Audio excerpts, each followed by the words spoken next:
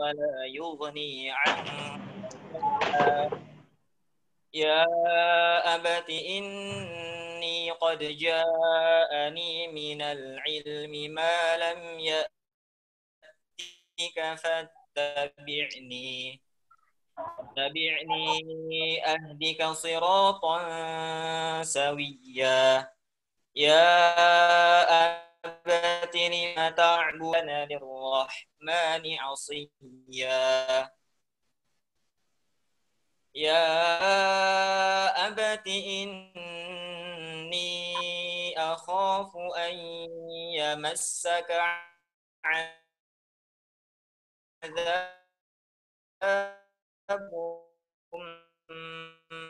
من الرحمن قال أراغب أنت عن آلهتي يا إبراهيم لئن لم تنته لأرجمنك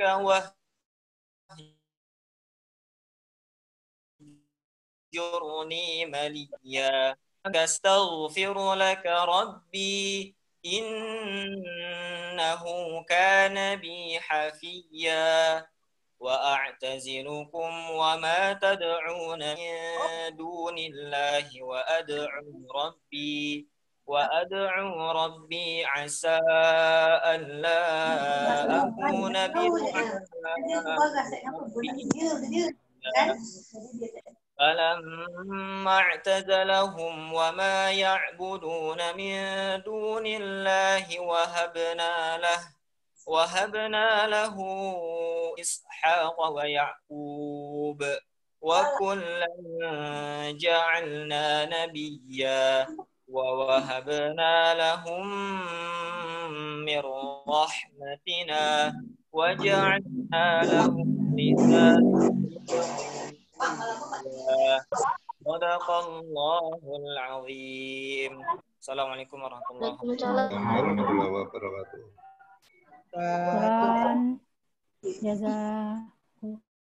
Jazakallah pada Ustadz Hilmi yang sudah membacakan ayat suci Al-Quran yang mudah-mudahan menambah keberkahan kita pada siang hari ini dan menambah pahala buat kita yang mendengar maupun yang membacakannya.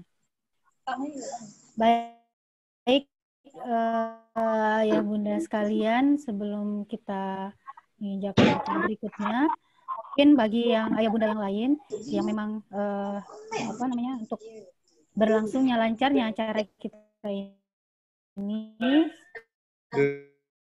sebaiknya yang lain bisa unmute mikrofonnya kita akan hari ini. Atau mohon bantuan nanti dengan admin ya yang bisa meng-unmute-nya. Ya. Selanjutnya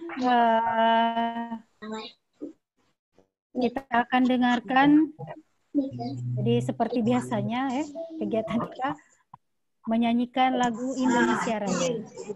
Ya, mendengarkan. Nyanyi masing-masing.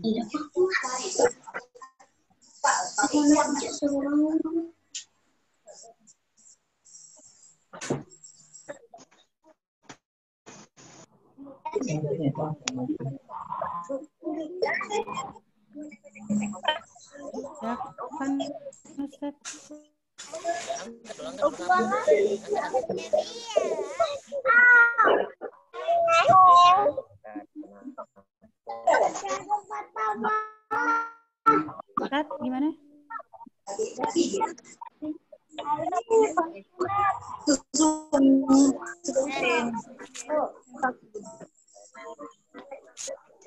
Sebentar ya, Ustazah. Kita masih menguatkan screen. Ya, sambil menunggu mungkin mohon kepada ayah bunda untuk meng-unmute dulu mikrofonnya biar tidak terganggu suaranya. Nah, oke. Baik, insyaallah kita mulai. Nyanyikan Indonesia Raya.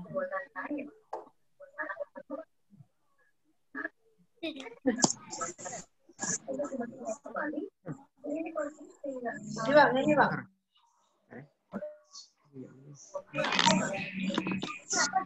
Ini aja,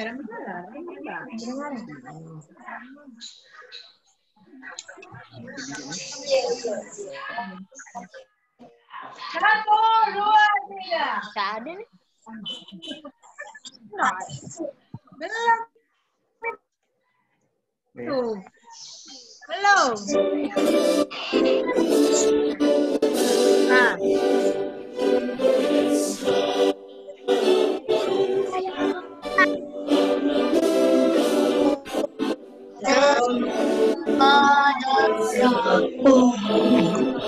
Di sana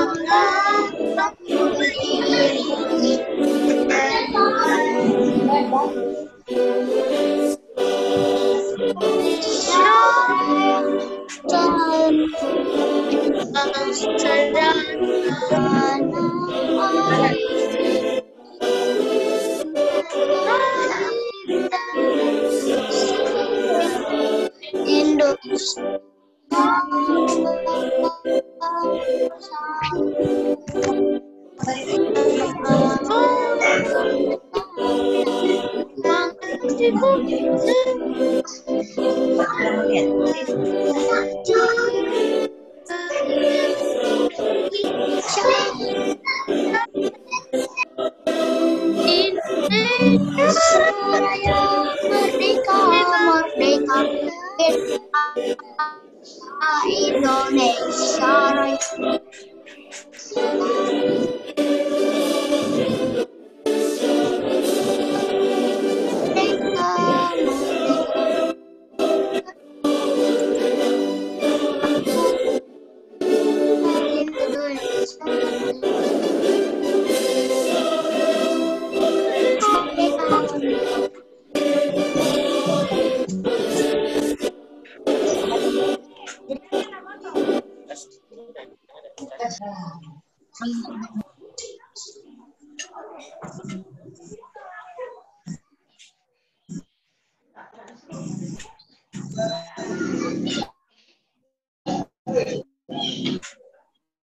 Oke, selesai. Baik, ingatkan kembali buat ayah bunda yang memang belum dipersilakan untuk memberikan suaranya, tolong di-unmute karena kita ingin mendengarkan sambutan dan arahan dari Dinas Pendidikan yang akan disampaikan dari Pak Yuswardi, SPD. Kepada Pak Yus, mungkin silakan untuk waktu dan tempatnya. Bismillahirrahmanirrahim. Assalamualaikum warahmatullahi wabarakatuh. Waalaikumsalam warahmatullahi wabarakatuh. Yang kami hormati Ibu Hernita selaku Kepala Sekolah SDIT.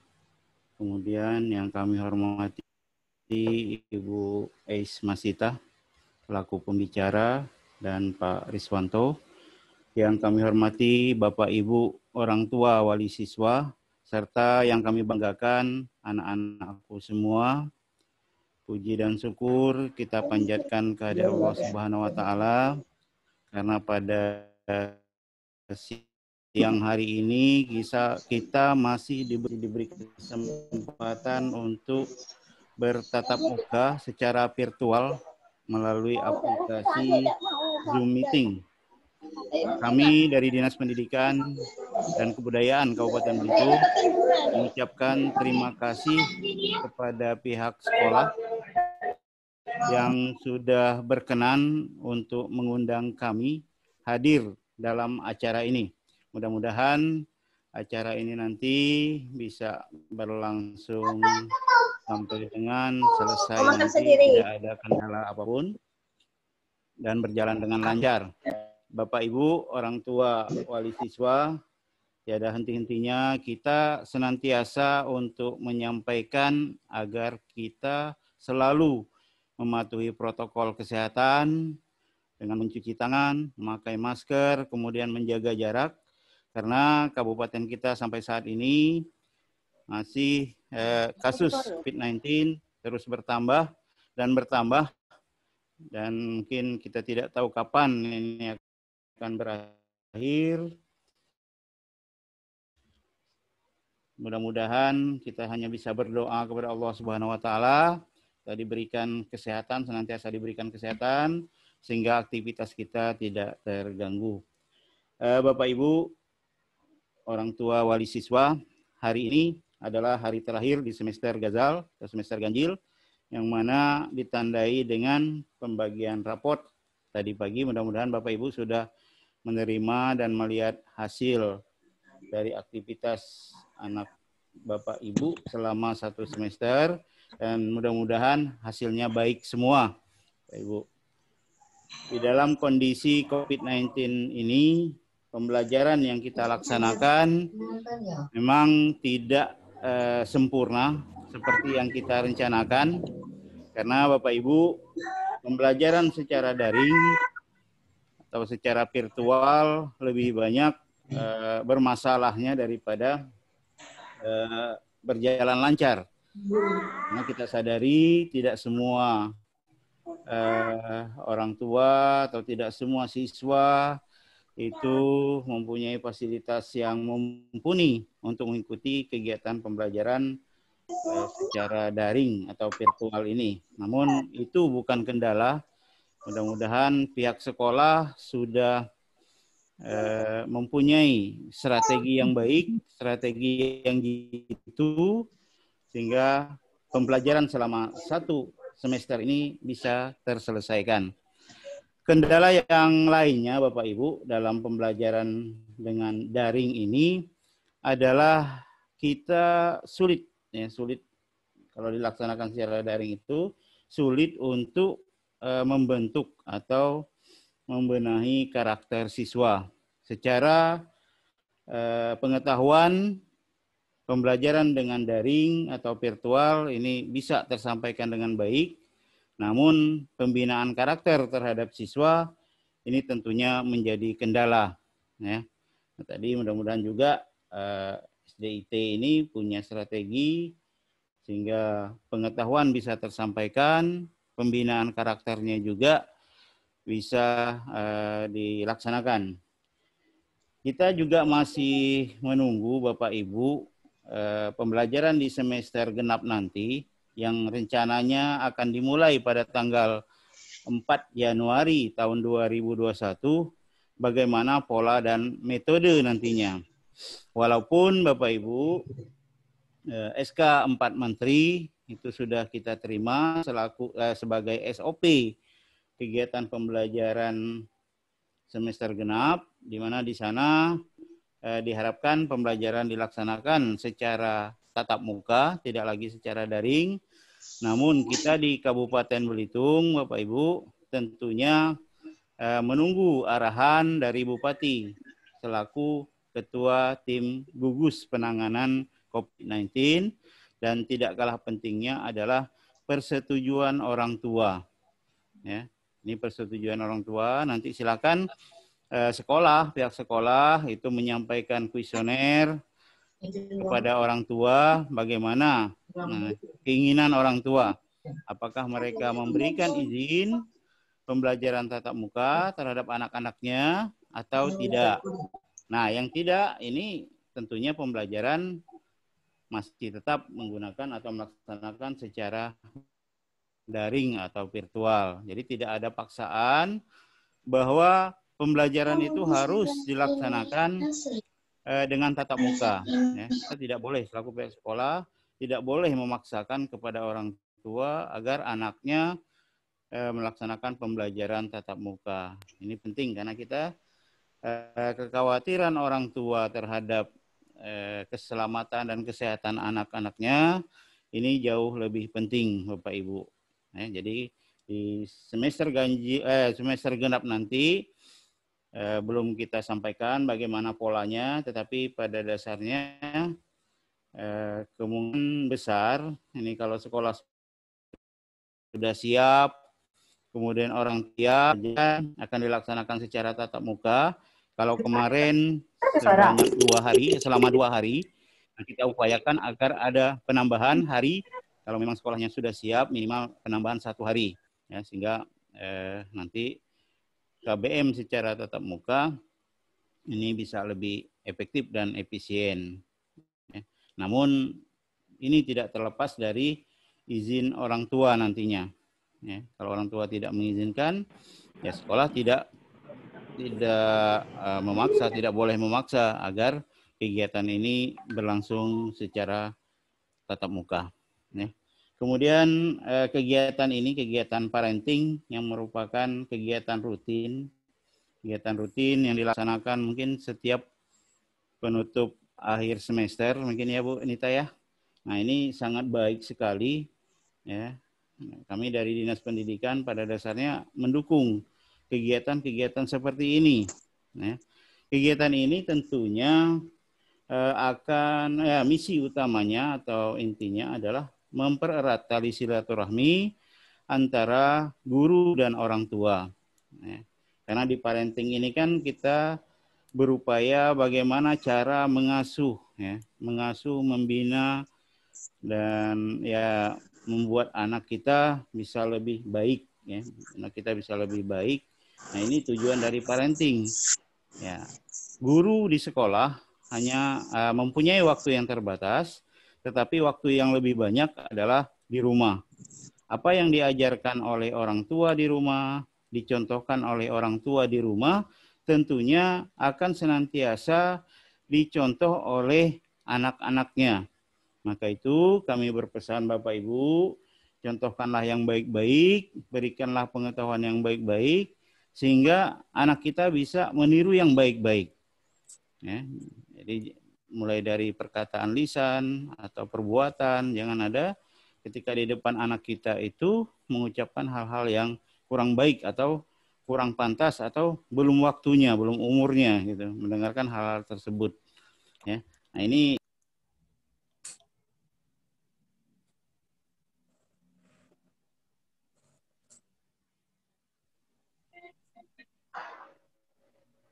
Pak, maaf, Pak Yus, speakernya. Oh ya, mungkin bisa dilaksanakan setiap 3 bulan sekali, ya, sehingga lebih mempererat, Bu. Setiap permasalahan bisa kita pecahkan melalui kegiatan-kegiatan ini. Tema yang disampaikan juga cukup baik, cukup bagus tadi, di mana temanya menciptakan generasi yang kuat, tangguh, dan hebat. Ini pekerjaan yang sangat berat tentunya. Bagaimana kita menciptakan generasi tangguh dan hebat, apalagi di masa pandemi seperti ini tentunya. Ya, mudah-mudahan nanti ada masukan, saran dari pembicara sehingga orang tua tergugah, ya, orang tua tergugah dan mendapat manfaat dari pertemuan ini. Ya. Dan kami juga berharap tidak hanya pada saat ini juga kita diundang, Bu Hernita, ya silakan kita diundang kalau ada kegiatan-kegiatan. Kita tidak membedakan pendidikan di sekolah swasta atau pendidikan di sekolah negeri. Cuman memang karena banyak sekolah itu di sekolah negeri, jadi sekolah swasta mungkin belum maksimal, Bu. Tapi kita senantiasa berupaya bagaimana membantu sekolah swasta ini agar nantinya bisa lebih baik atau minimal bisa sejajarlah dengan sekolah-sekolah negeri, ya, dari segi sarana maupun prasarana pendidikannya. Ya. Kemudian Bapak Ibu, di tahun 2021 nanti kegiatan ujian nasional itu diganti dengan ujian sekolah, Bapak Ibu, jadi tetap ujian, tapi ujiannya ujian sekolah. Dan ada asesmen kompetensi minimal nantinya di kelas 4. Tentunya dalam rangka menghadapi ini, guru, Bapak Ibu guru sudah punya persiapan, sudah bersiap, terutama sekolah ini sudah harus menyiapkan fasilitas dalam rangka melaksanakan kegiatan AKM, ya, karena kegiatan AKM ini semacam UNBK lah, ya, UNBK di SMA, SMK, mungkin SMP juga, tapi yang lebih dititik beratkan adalah literasi dan berhitung atau matematika. Mudah-mudahan ke depannya SD IT ini lebih baik dan lebih berkembang lagi dengan segudang prestasi. Saat ini sudah banyak prestasi-prestasi yang didapat. Didapat tentunya ini tidak akan muncul begitu saja tanpa adanya dukungan dari orang tua. Kalau orang tua sudah mendukung, maka apapun itu bagi anak bisa tercapai. Nah, mudah-mudahan melalui kegiatan ini nanti ada juga disampaikan oleh pembicara bagaimana kita menciptakan anak yang kuat, tangguh, dan hebat. Nah, SDIT ini sudah beberapa yang mempunyai prestasi di tingkat kabupaten, provinsi, bahkan sudah ada yang sampai ke tingkat nasional. Mudah-mudahan lebih banyak lagi dan SDIT menjadi lebih hebat, lebih terkenal nantinya.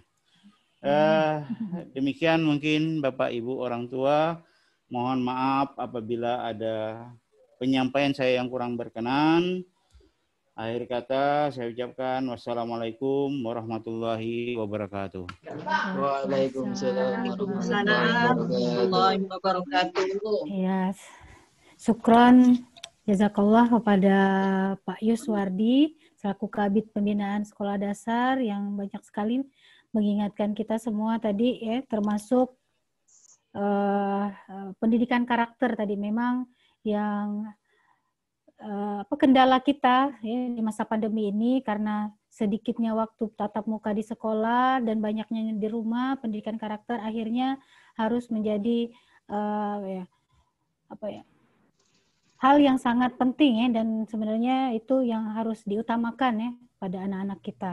Nah, insya Allah hari ini kita salah satunya memang upaya kita untuk membekali orang tua ya, terutama orang tua, guru maupun orang-orang yang memang berperan dalam pendidikan ini ya untuk membekali diri masing-masing sehingga mengembangkan karakter terutama bagi orang tua untuk anak-anaknya. Guru yang mungkin ya tadi bisa sebagai guru, bisa juga sebagai orang tua nanti di rumah. Nah, oke, untuk materi yang pertama nanti akan kita sampaikan ini dari pembicara yang pertama yang memang beliau memiliki spesifikasi pendidikan di bagian psikologi pendidikan ya. Beliau akan membahas terkait karena tujuan dan tema kita di awal tadi sudah disampaikan bahwa tema kita hari ini sebenarnya menciptakan generasi yang hebat tadi ya. Hebat, yang tangguh, yang kuat ya. Yang tadi sudah diingatkan juga dari Pak Yuswardi bahwa berulang kali selalu mengingatkan tentang protokol kesehatan. Nah, kalau kami juga di SDIT selalu mengingatkan ada dua hal. Jadi bukan hanya protokol kesehatan, ada juga namanya protokol ketakwaan. Nah, protokol ketakwaan inilah yang akan membina karakter-karakter kita, insya Allah. Mungkin langsung saja Bu Ais langsung bergabung mungkin untuk menyampaikan materi yang pertama terkait dengan bagaimana pendampingan anak-anak kita nanti apalagi di masa pandemi ini dan mungkin terkait juga dengan kesehatan mental anak-anak kita ya yang insya Allah akan disampaikan dari Bu Is Masita. Kepada Bu Is, waktu dan tempat waktunya kami persilakan. Bagaimana Bu Is? Ya, sudah terdengar jelas suaranya, Ustazah Anita? Ya. Terdengar jelas suaranya. Oke. Langsung mulai aja nih. Ya. Ya. Silakan Bu. Bismillahirrahmanirrahim. Assalamualaikum warahmatullahi wabarakatuh. Waalaikumsalam warahmatullahi wabarakatuh. Alhamdulillahirabbil alamin hamdan syakirin hamdan na'imin hamdan yuwafi ni'amahu wa yukafi'u mazidah. Ya Rabbana lakal hamdu kama yanbaghi li jalali wajhika wa 'azimi sultanik. Rabbi israh li sadri wa yassir li amri wahlul 'uqdatam min lisani yafqahul qawli amma ba'du. Alhamdulillah siang ini di waktu istirahat ya, mudah-mudahan tidak mengganggu ayah bunda semuanya, tidak mengganggu aktivitasnya. Insya Allah di siang ini kita sama-sama berdiskusi dan sama-sama belajar, mengkaji lagi gitu ya, merefleksikan kembali peran dan tugas kita sebagai orang tua, kemudian bagaimana kemudian mendampingi anak-anak kita. Yang saya hormati Kepala Bidang Kabid Bidang PAUD wilayah Belitung, yang saya hormati juga, sekolah dasar. Kemudian para ustadz dan ustazah SDIT Bina Insani. Siang ini kita akan membahas tentang bagaimana kesehatan mental anak usia dini, ya, masuk SD itu masuk usia dini ya. Dan stress coping sebenarnya ini bukan batasannya usia dini, ini salah di judulnya nih. Kesehatan mental anak dan stress coping orang tua di masa pandemi gitu ya. Jadi kalau mungkin saya mau mengawali mungkin beberapa hari terakhir ini gitu ya, kita dikejutkan dengan berita nasional yang luar biasa gitu ya, yang mungkin mengiris hati kita gitu ya. Salah satu beritanya itu adalah di Sumatera Utara gitu ya, seorang ibu itu tega membunuh 3 orang anaknya yang masih bawah 5 tahun gitu ya, nggak tanggung-tanggung gitu, itu anak 3 sekaligus gitu dibunuh gitu dalam satu waktu gitu ya. Kemudian berita yang lain lagi, seorang ibu tega membunuh anaknya karena kelelahan belajar online gitu. Jadi ternyata pelajaran daring ini memicu stres orang tua gitu ya. Mau tidak mau ya akhirnya ketika orang tua juga tidak mampu meregulasi emosinya, mengatur emosinya, sehingga terjadilah hal-hal yang kemudian tidak kita inginkan. Nah ini harapannya tidak kita harapkan ini itu bisa terjadi dan menjadi banyak korban ini gitu ya. Nah ini kita akan bahas ke depannya dan akan kita diskusikan secara bersama-sama gitu ya. Yang pertama itu kita akan, sebentar ini agak kesulitan saya Bu Nita, ada materinya nggak Bu Nita? Atau dari panitia bisa share Kak? Ini saya agak kesulitan nih untuk share. Ustadz Rian diatur.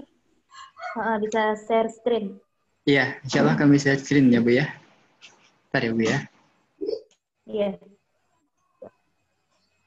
Nah, saya mau tanya dulu nih ke para ayah bunda, mungkin kita diskusi dulu. Kira-kira selama pandemi ini apa aja nih kesulitannya selama ini dalam membersamai anak-anaknya? Kira-kira mungkin ada dua orang ayah bunda yang mau mengutarakan pendapatnya. Ada?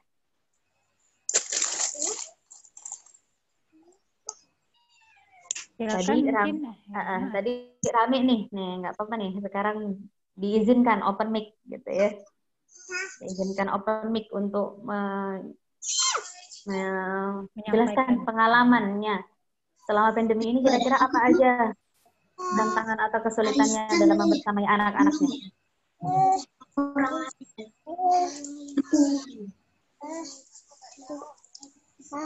Silakan ayah bunda yang mau langsung atau memberikan komentarnya.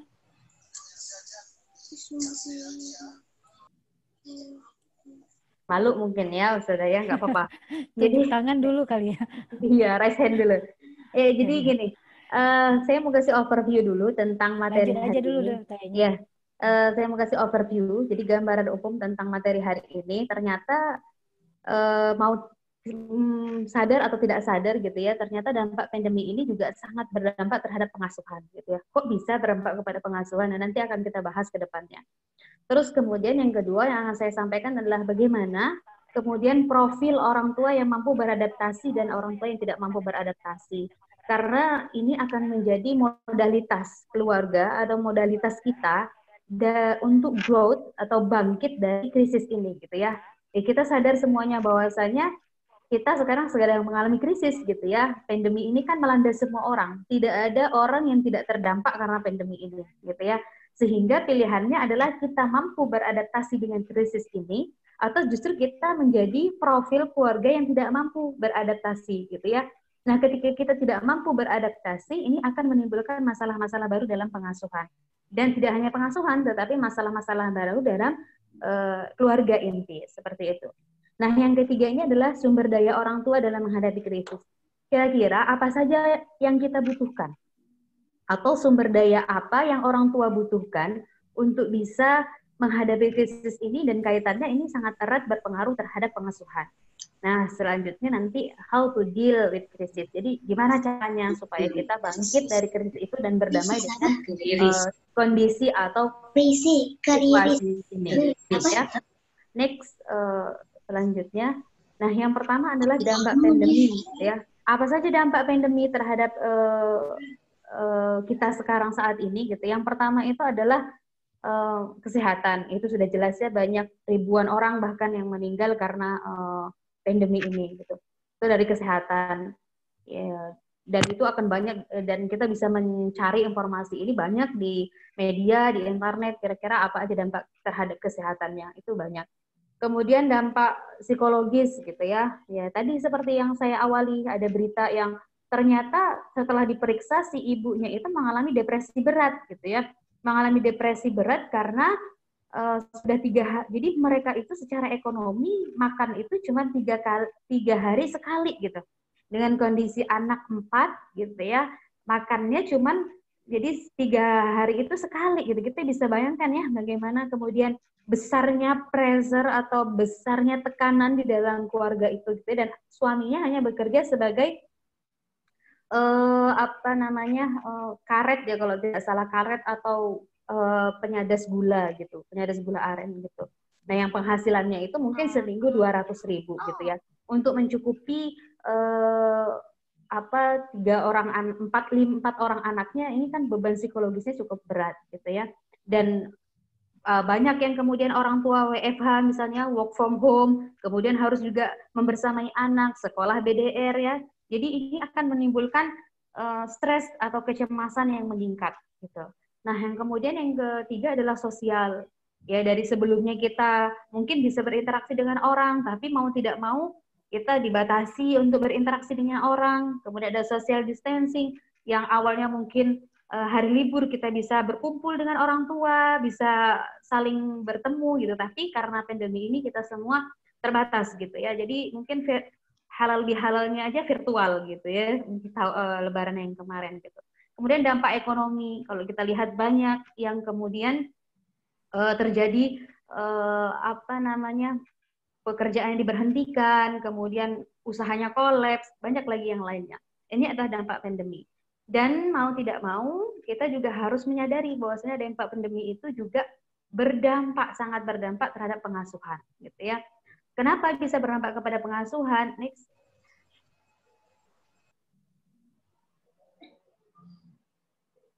Nah, jadi ini sebuah data gitu ya, data yang saya dapatkan dari Kementerian Pemberdayaan Perempuan dan Perlindungan Anak gitu ya.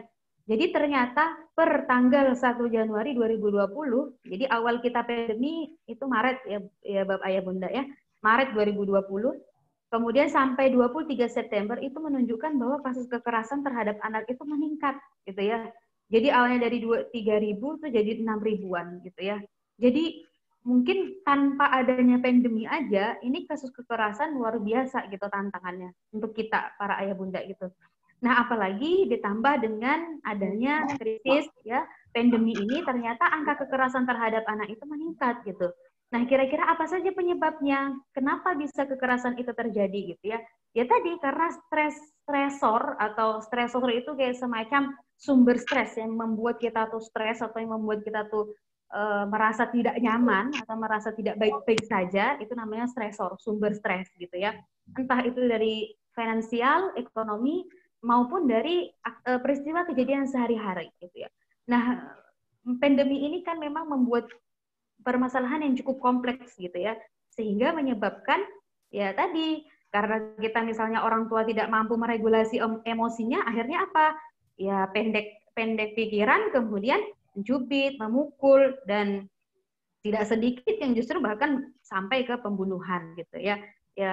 Jadi sebenarnya pada dasarnya anak-anak itu juga stres gitu. Anak-anak juga merasa kepenat, anak-anak juga merasa bosan, anak-anak juga merasa mereka ingin mengatakan aku nggak baik-baik saja gitu. Tapi anak-anak tidak bisa menyampaikan, bahkan orang tua kita, orang dewasa saja itu untuk menyampaikan mungkin aku bosan, aku stres aja tidak mudah gitu. Apalagi anak-anak yang memang terlebih belum kita bekali dengan untuk mengenali emosinya mereka gitu. Jadi yang ada dia mungkin semakin rewel, tingkahnya semakin menjadi-jadi gitu ya. Kemudian rasanya nggak karuan gitu, rasanya berantakan semuanya gitu ya. Nah makanya perlu ada upaya-upaya gitu ya. Karena mau tidak mau ya semuanya kembali lagi ke dalam keluarga gitu ya. Jadi kalau memang kita lihat-lihat semua masalah itu sumbernya rata-rata dari keluarga dan kembalinya penyelesaiannya adalah balik lagi ke keluarga. Ini kita lihat grafiknya, grafik ini Bapak Ibu bisa lihat ya, ini grafik kekerasan baik itu tidak hanya kekerasan terhadap anak, di grafik itu bisa kita lihat kekerasan terhadap rumah tangga juga ternyata meningkat gitu ya. Jadi bagaimana kekerasan dalam rumah tangga ini bisa suami sama istri, istri bisa sama suami gitu ya. Konteksnya lebih luas gitu. Jadi nggak melulu KDRT itu suami yang menyakiti istri gitu. Ada juga yang istri yang berani dengan menyakiti suami gitu ya. Itu grafiknya, kalau kita lihat grafiknya memang ternyata meningkat gitu ya, semakin meningkat dan meningkatnya tajam gitu ya. Ini data ini didapatkan dari Kementerian Pemberdayaan Perempuan dan Perlindungan Anak gitu ya. Nah, next. Nah, dari situ kira-kira bagaimana dinamikanya kemudian bisa terjadi pandemi ini mempengaruhi pengasuhan terhadap anak. Yang pertama misalnya orang tua stres akibat BDR. BDR itu belajar daring ya, belajar dari rumah gitu. Jadi ya karena mau tidak mau orang tua harus jadi guru, ya enggak ayah bunda ya. Jadi dan bahkan ternyata yang sekarang menjadi sulit itu adalah yang pelajaran anak-anak itu yang justru orang tua nggak kesulitan gitu untuk membersamai anak gitu. Jadi rasanya kayak orang tua yang sekolah lagi gitu ya bunda ya. Nah ini kan memang harus kita sadari gitu ya, harus kita sadari dan ini menjadi sumber stresor gitu. Menjadi sumber stresor. Jadi anak sekolah dari rumah misalnya, kantor juga harus WFH, work from home gitu ya. Jadi semuanya rasanya berantakan gitu ketika kembali ke rumah gitu. Padahal seharusnya ya kembali ke keluarga itu mengatur kembali jadwal itu, menyamakan frekuensi lagi, menyamakan ritme-ritme itu lagi. Nah ini menjadi tantangan. Sehingga kenapa ketika orang tua stres, ya ini tentu akan berdampak kepada anak. Berdampak kepada bagaimana orang tua menghadapi anak gitu ya. Sehingga biasanya ketika orang tua stres, apa cirinya? Agresivitas meningkat gitu ya. Agresivitas meningkat seperti apa? Ya emosinya meningkat. Yang banyak dikeluarkan justru emosi negatif. Emosi negatif itu seperti apa? Marah, kesal, dongkol gitu ya. Kemudian kecewa dan yang lain-lain. Bukan emosi positif yang seharusnya justru ketika dalam kondisi seperti ini kita butuhkan support system. Saling mendukung antara pasangan dan orang tua dengan anak gitu ya. Nah, kemudian cemas dengan pengeluaran yang besar namun tidak diimbangi dengan penghasilan gitu ya. Jadi karena semuanya di rumah aja, pada stres, pengalihannya kemana? Ya, misalnya banyak makan gitu ya. Nah, justru kan pengeluarannya lebih besar gitu. Sedangkan penghasilannya di beberapa kantor penghasilan dipotong gitu ya, atau misalnya tidak semuanya gaji dikeluarkan. Nah, ini kan menimbulkan masalah baru gitu ya. Ketika orang tua cemas apa yang terjadi? Tentu lagi akan bermasalah dengan komunikasi dengan pasangan, akan bermasalah juga bagaimana dengan anak. Karena orang tua yang cemas ini akan mempengaruhi anaknya dua kali. Jadi ketika orang tua cemas, anak itu akan membaca perilaku orang tuanya, sehingga nanti cara penyelesaian dia ngikutin orang tuanya gitu. Nah, jadi anak ini akan jauh lebih cemas daripada orang tuanya. Cara penyelesaian dia adalah dia praktekkan dari bagaimana orang tua menyelesaikan masalahnya. Gitu. Kemudian kejenuhan meningkat, orang tua sulit mengendalikan emosi, ya. Jadi kekerasan fisik, kekerasan verbal, ya kekerasan fisik mungkin enggak, tapi kekerasan verbal, kata-kata yang menyakiti, kata-kata yang justru tajam gitu ya. Yang itu seharusnya tidak selayaknya didengar oleh anak gitu, atau misalnya ya akhirnya emosian gitu ya, agresivitas meningkat, ke pasangan juga seperti itu gitu. Nah, sehingga inilah kemudian yang akan berdampak, dinamikanya yang seperti ini yang terjadi, yang ini akan berdampak kepada pengasuhan gitu ya. Next lagi, lanjut. Nah, ini kira-kira kita pelajari. Kira-kira kita termasuk profil orang tua yang mana nih? Orang tua yang adaptif, yang bisa beradaptasi dengan lingkungan, atau beradaptasi dengan kondisi krisis ini, atau yang maladaptif. Maladaptif itu yang nggak bisa beradaptasi dengan kondisi krisis ini. Nah, gimana ciri yang orang tua yang adaptif? Yang pertama, mampu menjaga kehangatan keluarga. Jadi, ya kita sadari, oke, ini memang kondisi krisis. Memang ini adalah fase-fase terberat kita.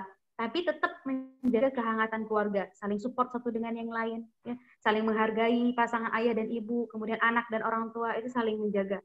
Kehangatan itu dibangun, gitu. Yang kedua adalah rutinitas produktif dan kolaboratif. Gitu. Jadi kegiatan-kegiatan yang dilakukan di rumah itu produktif gitu ya. Insya Allah kan ayah bunda punya banyak aktivitas yang itu produktif tapi meskipun di rumah aja. Entah itu berolahraga, kan ada olahraga yang di rumah misalnya yang tidak harus keluar misalnya ya, atau misalnya olahraga bersama, atau membaca buku bersama gitu ya.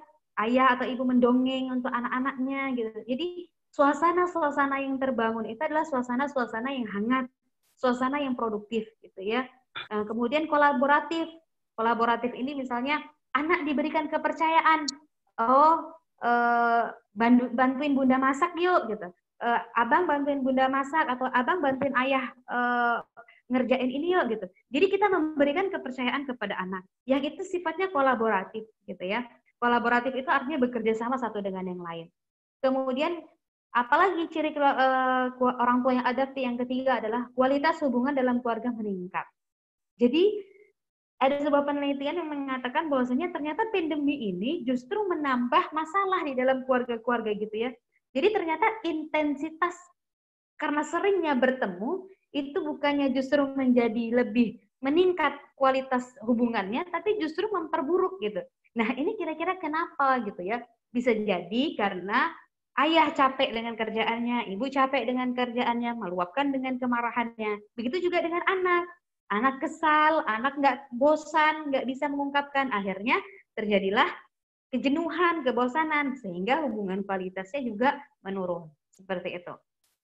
Nah, kemudian ciri orang tua yang maladaptif seperti apa? Yang pertama, berfokus pada hal-hal yang negatif. Mengeluh, terus mengeluh, kemudian tidak bisa melihat dari sudut pandang yang positif, menyalahkan, kemudian mencaci maki misalnya ya, menyalahkan keadaan gitu ya. Dia selalu berfokus pada hal-hal yang negatif gitu. Nah, yang kedua, agresivitas meningkat gitu. Sikit-sikit marah gitu ya. Dikasih tahu marah gitu. Jadi nggak hanya kepada anak tapi juga pada pasangan gitu ya. Baik ibu maupun ayah. Jadi agresivitasnya meningkat gitu. Kemudian pembiaran atau penelantaran.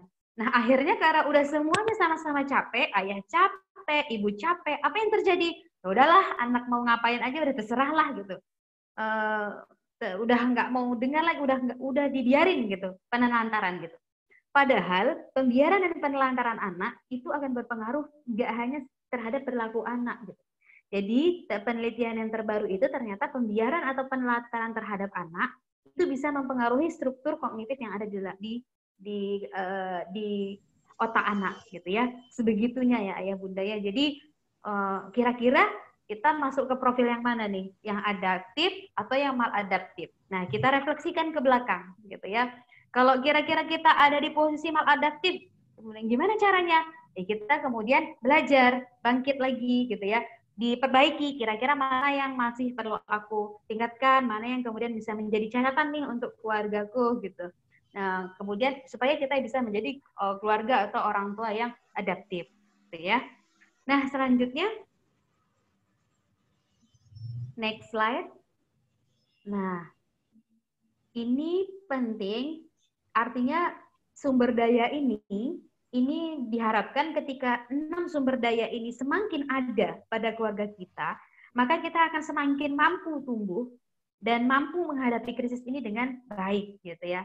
Yang pertama adalah kualitas hubungan pernikahan. Jadi ketika kita bicara tentang anak, kita tidak bisa melepaskan pembahasan atau pembicaraan tentang bagaimana hubungan antara pasangan ayah dan ibu gitu ya. Jadi semakin baik kualitas hubungan ayah dan ibu, maka semakin baik hubungannya dengan anak, gitu ya. Jadi ayah dan ibu saling mendukung secara emosional, gitu ya. Ya kita tahu ini adalah masa-masa sulit. Tapi semakin kita banyak pikiran-pikiran negatif, kemudian banyak yang kita bahas di dalam keluarga itu adalah sesuatu yang sifatnya menimbulkan stresor atau menimbulkan masalah, ini akan memperkeruh kualitas hubungan pernikahan atau hubungan dalam pasangan, sehingga saling mentransfer energi positif atau emosi positif, ya bercanda misalnya sesama anggota keluarga, ya kemudian berbagi peran, misalnya ketika ibu mulai capek banget dengan aktivitas anak, minta tolong ke ayah, ya, atau bapak atau siapapun itu ya, abi misalnya, minta tolong dijaga adik sebentar gitu ya. Jadi saling dikomunikasikan gitu ya, karena tidak sedikit permasalahan itu muncul karena komunikasi yang nggak sampai gitu. Si ayah maunya ini, si ibu maunya ini, si anak maunya ini gitu. Jadi komunikasinya tidak tersampaikan, tidak menemukan garis titik tengah. Karena tidak sedikit juga permasalahan pengasuhan itu yang kemudian munculnya dari komunikasi yang tidak tepat atau komunikasi yang tidak efektif gitu ya. Kemudian strategi penyelesaian masalah. Masalahnya apa? Oh, misalnya ayah di PHK atau ayah mendapat pemberhentian pekerjaan. Strategi penyelesaian masalahnya apa? Berarti ibu membantu misalnya mencari pekerjaan atau mencari pekerjaan lain. Artinya kita berfokus kepada masalahnya apa, gitu ya. Karena jadi mencari masalah dari sumber-sumber pemicu yang itu akan mempengaruhi dampak pengasuhan kita terhadap anak, gitu. Kemudian dana darurat. Dana darurat ini memang ternyata penting gitu ya, kayak kita punya tabungan. Kalau misalnya kondisi pandemi ini kan sangat membantu bagaimana kemudian keluarga-keluarga yang punya tabungan atau dana darurat ini bisa setidaknya mengurangi stresor orang tua untuk lebih meningkat gitu tingkat stresnya gitu. Nah, kemudian kemampuan regulasi emosi ini menjadi catatan penting, bagaimana kemampuan regulasi emosi ini menjadi catatan untuk para orang tua semua gitu ya. Jadi ketika misalnya ayah bunda semua gitu ya, udah penat banget gitu, ingin mengungkapkan atau ingin melepaskan kemarahannya gitu ya. Jadi usahakan berhenti sejenak, gitu, pause gitu ya. Dalam Islam juga kita diajarkan ketika kita marah gitu ya, jadi tidak langsung disalurkan gitu. Jadi berhenti dulu sejenak, mungkin tarik nafas dulu gitu ya, daripada kita langsung menyalurkan. Jadi entah itu mukul, entah itu atau misalnya ya melampiaskan apapun. Nah, ini disebut dengan kemampuan regulasi emosi. Gitu ya. Jadi kemampuan regulasi emosi ini jadi ini penting kenapa? Karena emosi itu nggak bisa kita hilangkan. Karena ya emosi itu salah satu sesuatu yang melekat pada diri kita. Kita suka marah-marah, bisa nggak diubah karakter itu? Bisa. Marah itu yang bukan dihilangkan, tapi kita kontrol, kita regulate gitu ya, kita regulasi gitu, kita atur gitu. Dan kita punya power, kita punya kekuatan untuk bisa meregulasi emosi ini. Karena dampaknya ke siapa kira-kira Bapak, Ayah, Bunda semuanya? Ke anak gitu ya. Jadi ketika, apalagi terutama ibu, kemampuan regulasi kan yang lebih sering ketemu dengan anak-anak siapa kira-kira? Ibu. Jadi ibu yang memiliki kemampuan regulasi emosinya yang rendah, ini anak-anak akan belajar dari ibu gitu ya. Nah, ketika kita bicara tentang ibu, yang bisa memberi support untuk kebahagiaan psikologisnya ibu siapa? Ayah gitu ya. Nah, jadi seperti lingkaran, jadi satu dengan yang lain itu saling berhubungan. Selanjutnya adalah support system. Support system ini entah lingkungan nenek, ayah, ibu mertua, ini juga saling mendukung gitu ya, saling menguatkan. Ini support system. Sekolah gitu ya. Sekolah juga memberikan support untuk permasalahan-permasalahan yang akan terjadi. Kemudian keimanan dan spirituality. Jadi keimanan ini memang sebagai landasan ya, sebagai kita sebagai umat Islam ya, kita sedang mengalami krisis seperti ini, lihat anak rasanya udah ikhtiar semuanya udah dijalanin gitu, tapi kok anak tetap aja misalnya perilakunya ya kadang bikin tidak nyaman gitu ya. Hati-hati ketika kita mengucapkan anak nakal misalnya, anak bodoh misalnya.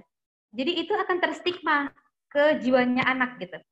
Oh ya udah, aku kan bodoh, aku kan misalnya nakal gitu. Nah, itu hati-hati, stigma-stigma itu yang terucap dari lisan orang tua. Ya, kita ganti dengan bahasa-bahasa yang lebih positif, yang itu bisa mengembangkan, membangkitkan semangat untuk anak-anak gitu ya. Karena itu tidak ada manfaatnya, justru akan berdampak pada luka-luka pengasuhan yang lebih dalam gitu ya. Nah, maka tidak ada artinya semua itu kecuali dengan keimanan kita ya. Bagaimana kita juga di masa ini berharap bisa menumbuhkan atau menguatkan tali kedekatan kita dengan Allah gitu ya. Insya Allah akan berlangsung dengan sebaik-baiknya. Tapi kita juga harus, ini landasan utama gitu. Next, masih ada nggak ya kira-kira materinya? Ini saya sampai jam berapa Ustazah Nita, tolong diingatkan. Nah, next, lanjut aja langsung. Ini udah tadi. Lanjut. Nah, ini keterampilan regulasi emosi tadi yang saya sebutkan gitu ya. Keterampilan regulasi emosi itu banyak Ayah Bunda. Kadang kan ada yang dari ringan sampai yang sulit gitu ya. Jadi kalau kita misalnya yang paling ringan itu misalnya kita ketika Ayah Bunda capek, penat gitu ya. Lakukan misalnya ibu misalnya capek gitu dengan anak, aktivitas anak gitu, kok rasanya penat banget. Nah, daripada ini akan berdampak kepada perilaku kita ke anak, lebih baik misalnya ya pegang dulu ya adik, aku sebentar mau keluar sebentar, butuh sendiri gitu. Udah keluar misalnya cuman menghirup udara gitu ya, atau misalnya jalan-jalan sebentar di sekeliling rumah, yang itu kita lepaskan gitu. Nah, itu juga bisa membantu. Atau misalnya kalau misalnya kita sebagai umat Islam bisa dengan sholat, bisa dengan berzikir gitu ya, itu juga bisa. Atau di dalam psikologi itu ada yang disebutkan dengan mengatur nafas, inhale, exhale. Jadi dengan mengatur nafas itu akan meningkatkan kemampuan kita untuk mengatur emosi kita. Ya, tarik nafas. Jadi ketika kita sedang marah, sedang rasanya penat, ingin mengeluarkan unek-unek kita gitu. Jadi nggak sedikit Ayah Bunda ternyata ada gitu para orang tua yang nggak bisa mengontrol emosinya gitu ya, sehingga lebih memilih untuk menyakiti dirinya sendiri gitu. Nah, ketika udah jadi banting barang, kemudian menyakiti dirinya sendiri gitu, atau bahkan ke anaknya gitu. Ke anaknya, anak juga sebenarnya nggak paham gitu apa masalahnya. Kadang anak jadi pelampiasan. Nah, ketika sudah seperti ini kondisinya, mungkin alangkah baiknya ketika memang kita sudah tidak bisa, wah aku kayaknya nggak bisa nih, udah aku coba tarik nafas, udah coba berzikir, udah coba sholat, udah coba menenangkan diri gitu ya, nggak bisa juga, mungkin perlu ke profesional gitu ya, perlu bantuan untuk bagaimana mengatur regulasi emosinya gitu ya. Bisa ke psikolog atau bisa ke psikiater gitu ya. Ya itu, kalau misalnya kita juga merasa sudah tidak aman dengan emosi kita atau misalnya butuh bantuan, bisa kita misalnya minta bantuan ke para profesional gitu. Nah, itu adalah hal-hal yang bisa kita lakukan untuk meregulasi emosi. Termasuk misalnya Bapak Ibu senang apa gitu. Misalnya Ibu suka nanam kembang, silahkan nanam kembang. Ternyata kegiatan-kegiatan positif itu juga bisa mengurangi stresor atau bisa memberikan emosi yang positif untuk kita. Next, lanjut.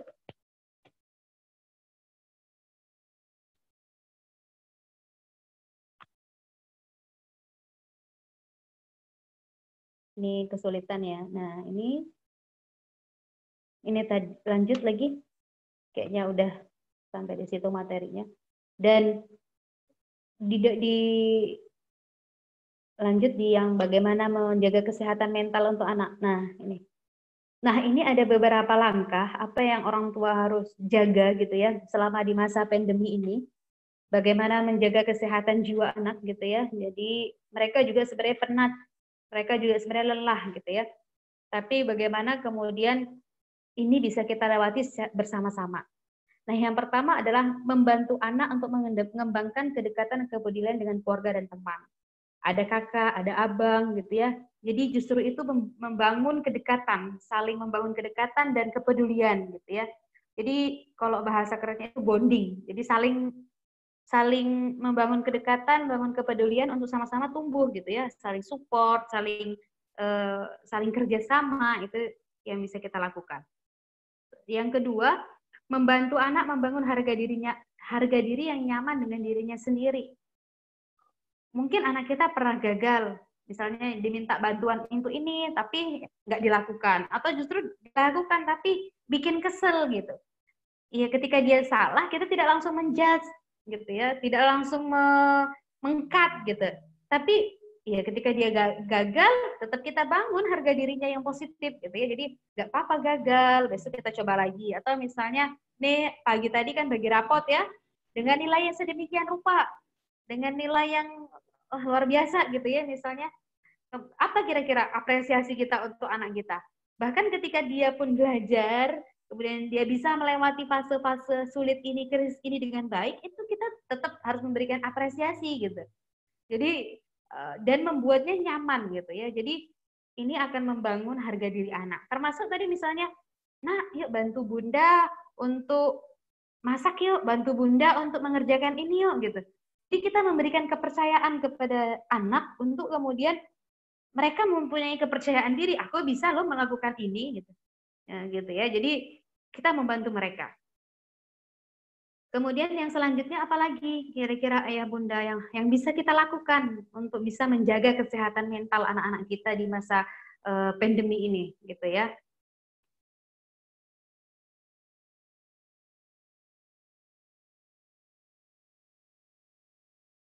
Ya, mendengarkan dan menghargai pikiran dan perasaan anak tanpa perlu diadili dan disalahkan, gitu ya. Jadi kadang orang tua juga nggak sabaran, gitu ya. Dan mendengarkan ini benar-benar mata memandang, telinga aktif mendengarkan. Jadi tidak mendengarkan itu wajahnya entah kemana-mana, kemudian sambil ngomel gitu. Nah itu iya bunda dengarkan gitu, tapi ekspresi kita itu ekspresi tidak mendengarkan. Kemudian sikap tubuh kita itu bukan sikap tubuh yang mendengarkan. Sehingga anak-anak akan belajar, oh kalau dengerin orang itu kayak gini gitu. Jadi anak-anak besok ketika ada orang ngomong dengan dia, ya dia akan dengerin orang itu cuek karena yang diajarkan di dalam keluarga ada yang seperti itu gitu. Nah ini hati-hati karena ini akan membentuk karakter dan kebiasaan anak, habit gitu ya. Nah ternyata salah satu yang bisa menjaga kesehatan mental untuk anak adalah kita dengarkan mereka. Kita hargai pikiran mereka. Apa yang mereka rasakan. Termasuk misalnya, kenapa penting kita tahu apa yang dirasakan oleh anak. Ini sebagai pintu gerbang. Jadi kalau kita tahu dan anak tahu apa yang dia rasakan, kita jadi lebih gampang untuk membantu mereka untuk menyelesaikan permasalahan yang mereka alami. Gitu ya. Misalnya kayak, kita kenalkan aja emosi. Oh, adik lagi kesel ya. Oh, kalau kesel itu kayak gini gitu. Oh, kalau lagi marah itu seperti ini. Oh, adik lagi sedih ya. Jadi kita menguatkan apa yang mereka rasakan.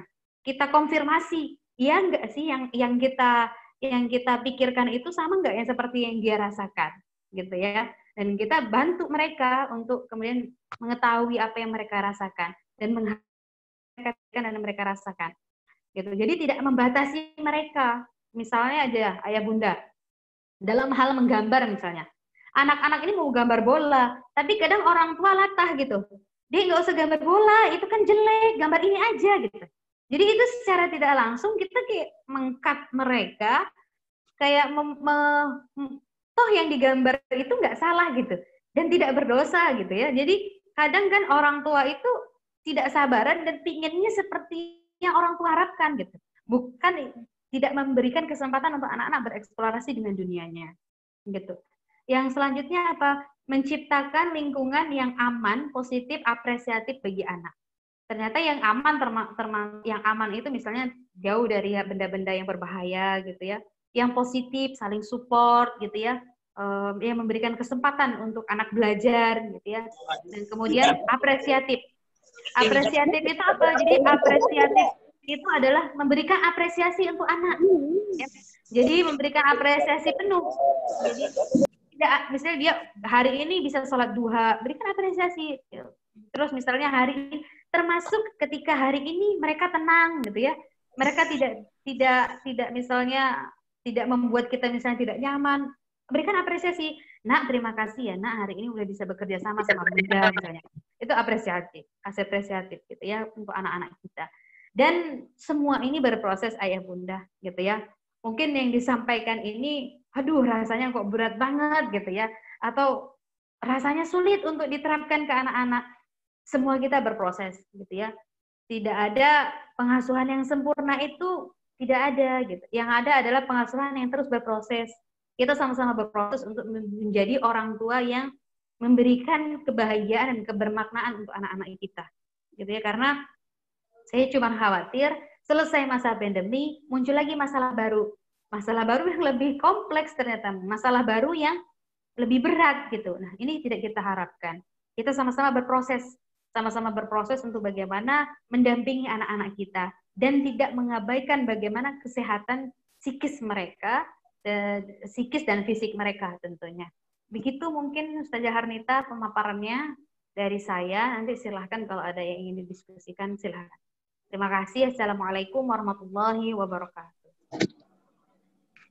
Waalaikumsalam warahmatullahi wabarakatuh. Brenda. Syukran, jazakillah pada Bu Ais yang sudah memaparkan materinya yang dari awal tadi, pengenalan bagaimana kita selaku orang tua khususnya ya dalam pendampingan pengasuhan yang memang pandemi ini ya menuntut kita, mengharuskan kita untuk beradaptasi tadi. Ya. Jadi dan insya Allah ya saya yakin ya, kalau orang tua di Bina Insani ini adalah tipe orang tua yang sudah bisa beradaptasi. Insya Allah, Bu Ais. Baik, ada beberapa poin tadi ya yang disampaikan dari beliau. Salah satunya memang untuk menciptakan kesehatan jiwa bagi anak-anak kita ya memang yang tidak lepas dari pertama mungkin ya bagaimana orang tua menyikapi dengan senantiasa mendengarkan, mengapresiasi, menghargai, itu merupakan pola-pola yang memang untuk menjaga kesehatan jiwa anak-anak kita. Tidak lepas dari itu, ya selaku guru juga sama perlakuan yang tetap harus kita lakukan adalah hal-hal tersebut. Jadi menghargai, mengapresiasi itu penting. Menyapa mungkin kan. Jadi kalau biasanya Ustadz-Ustazah senantiasa diingatkan untuk senantiasa menyapa anak-anak didiknya, ini dalam rangka itu tadi. Jadi peran-peran kita ya sungguh berat sebenarnya, tapi itu tadi kita harus mulai bangkit ya. Tidak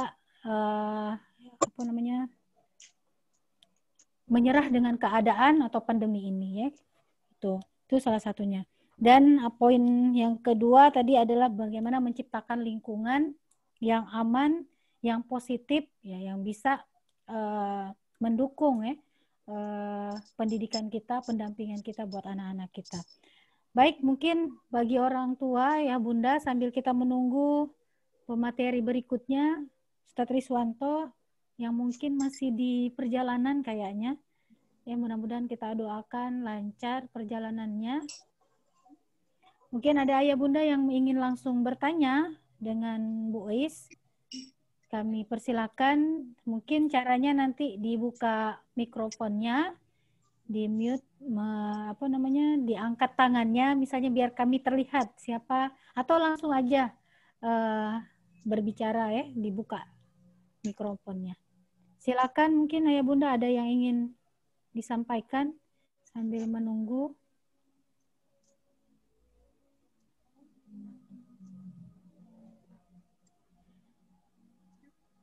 Sambil menunggu, silakan. Ada? Saya belum terlihat nih, ada yang mengangkat tangan. Atau dari kelas 1 mungkin? Siswa baru. Jadi kalau kita lihat dari apa yang sudah disampaikan dari Bu Is tadi ya. Ada ayah bunda? Yang sudah disampaikan dari Bu Is tadi, bahwa memang tugas orang tua ini selain untuk orang tua yang bekerja, selain harus bekerja, harus mendampingi anak-anak. Nah mungkin ini ada banyak kendala yang dihadapi. Ya, salah satunya yang tadi yang disampaikan, mungkin kerepotan pelajaran anak-anak gitu kan.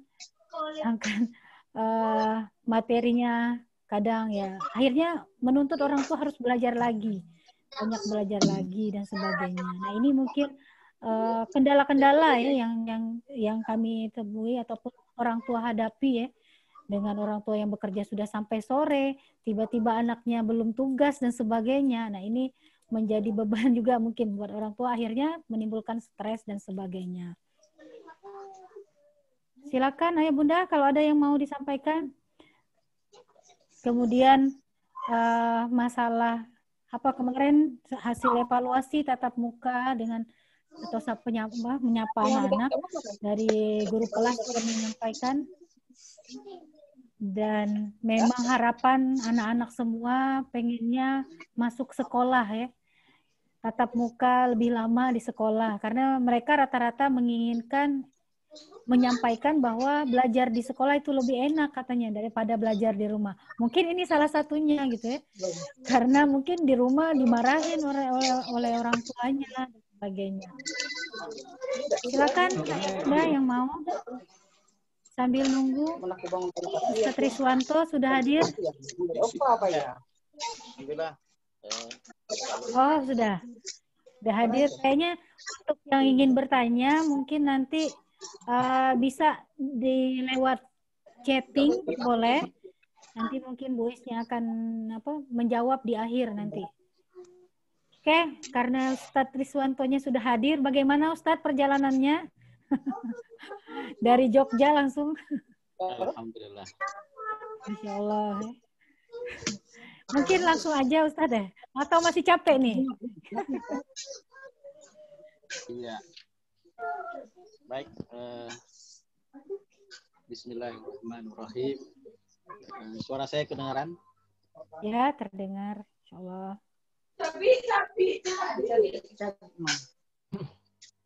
Setiap malam mekar sekuntum kumpul di samping batu. Assalamualaikum warahmatullahi wabarakatuh.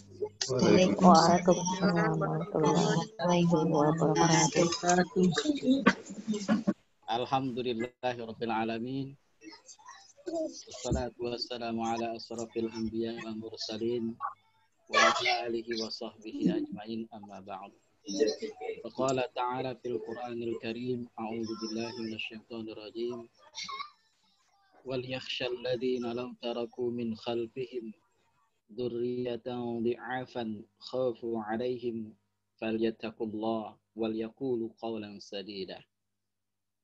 Wa qala ta'ala ya ayyuhalladzina amanu qu anfusakum wa ahlikum nara. Yang saya hormati Bapak Yuswardi, SPD dari Dinas Pendidikan Kabupaten Belitung. Apa kabar Pak?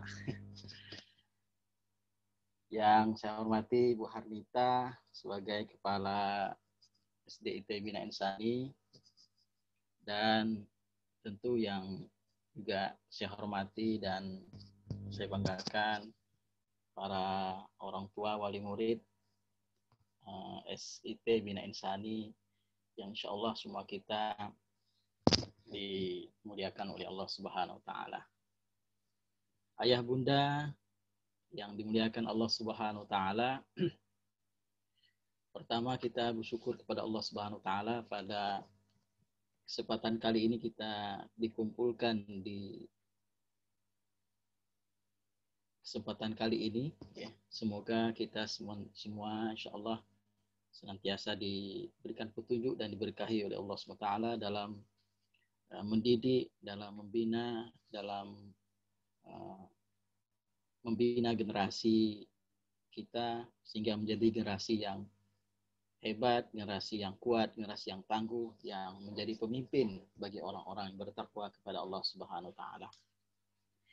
Ayah bunda yang dimuliakan Allah, pertama saya sampaikan, saya mewakili Yayasan Bina Insani mengucapkan terima kasih, syukron, jazakumullah atas kepercayaan yang telah ayah bunda titipkan kepada kami sehingga kami bisa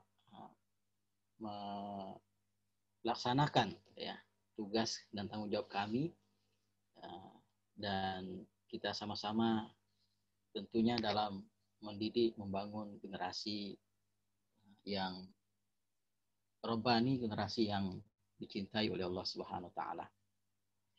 Yang kedua, ayah bunda yang dirahmati Allah Subhanahu wa taala, kami juga mohon maaf seandainya dalam pelayanan kami selama ini kepada ayah bunda dan juga anak didik kita ya belum maksimal ya, dan semoga dengan pertemuan ini kita bisa terus menjalin silaturahmi dan meningkatkan kualitas pelayanan kita kepada ayah bunda dan peserta didik kita. Ayah bunda yang dirahmati Allah Subhanahu wa taala, pertama yang ingin saya sampaikan dalam kesempatan kali ini bahwa kita diingatkan oleh Allah Subhanahu wa taala dalam sebuah ayat yaitu surah An-Nisa ayat ke-9 ya. Yang saya bacakan di awal tadi bahwa dan hendaklah takut kepada Allah orang yang sekiranya mereka meninggalkan keturunan yang lemah di belakang mereka yang mereka khawatir terhadap kesejahteraannya. Oleh sebab itu, hendaklah mereka bertakwa kepada Allah dan hendaklah mereka berbicara dengan tutur kata yang benar. Jadi Allah Subhanahu wa taala mengingatkan kita dalam ayat ini, wal yakhshal ladzina law taraku min khalfihim dzurriyyatan dhi'afan khafu 'alaihim. Ya. Dan hendaklah takut kepada Allah orang yang sekiranya meninggalkan keturunan atau generasi yang lemah. Ya. Yang mereka khawatir terhadap kesejahteraannya. Saya mengutip pernyataan dari izin juga ini admin, saya mau share materi ini tentang ini bahwa kata Ustadz Didin Hafidudin dalam beliau menyampaikan ayat ini, mentadaburi ayat ini.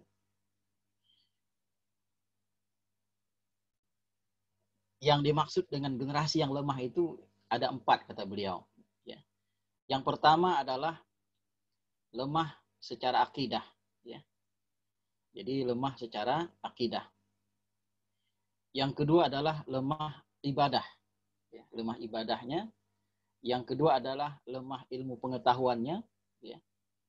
Dan yang keempat adalah lemah ekonominya. Ya. Jadi kalau kita bicara tantangan bagaimana kita mendidik anak zaman sekarang, zaman now ini, ya, zaman dahulu tantangannya tidak begitu dahsyat, ya. Namun seiring berkembangannya zaman, teknologi pun juga berkembang, maka zaman pun berubah. Ya. Kalau ayah bunda lihat di gambar yang saya tampilkan ini, kalau zaman dulunya bebek kecil itu sore-sore atau pagi-pagi main gundu, apalagi perai-perai macam ini. Nah, kalau zaman now ini mereka tidak lepas dari handphone, ya. Nah, ini tantangan kita hari ini, ya. Ya, ini juga, ya. Nah, ini yang saya sampaikan tadi, ya. Hendaklah kita khawatir, ya. Kita takut meninggalkan anak-anak kita dalam keadaan lemah, ya. Anak-anak yang lemah di sini juga, ya, mudah tergerus oleh arus zaman. Anak-anak yang lemah, yang tidak siap menghadapi perkembangan zaman. Anak-anak yang kemudian mudah menjadi ikut-ikutan. Ya, makanya kata Ustadz Didin Hafidudin itu, beliau mengatakan bahwa anak yang lemah itu adalah, yang pertama adalah lemah akidahnya. Ya, akidah itu adalah fondasi, ya, fondasi dalam kita mendirikan agama ini. Ketika fondasinya tidak kuat, ketika akidahnya lemah, maka bisa dipastikan bahwa bangunan-bangunan yang akan dibangun di atasnya juga akan rapuh, akan tidak kokoh. Maka tugas yang pertama yang harus kita lakukan sebagai orang tua adalah bagaimana membangun akidah yang kuat, yang kokoh kepada anak-anak kita. Makanya dalam Al-Quran, Luqmanul Hakim itu yang pertama kali dilakukan oleh Luqmanul Hakim ketika beliau mendidik anak adalah la tusyrik billah. Janganlah engkau menyekutukan Allah Subhanahu wa taala. Maka ketika kita bicara tentang kesyirikan, maka ini bicara tentang akidah. Maka tanamkanlah akidah anak-anak kita semenjak dini. Ya. Ajarkan kepada mereka tauhid, bagaimana mengesahkan Allah Subhanahu wa taala. Itu yang pertama. Yang kedua, ayah bunda yang dirahmati Allah Subhanahu wa taala, lemah ibadah. Nah, lemah ibadah di sini adalah bahwa ketika anak-anak kita tidak dididik dengan akidah yang kokoh, yang kuat, maka pada akhirnya akan berdampak kepada ibadahnya. Ya. Ibadahnya juga akan menjadi lemah. Ya. Sering kita melihat anak-anak kita dengan mudah meninggalkan sholat. Ya. Sering kita juga lihat anak-anak kita mudah mudah untuk mengatakan nanti, ya, besok dan seterusnya. Ya.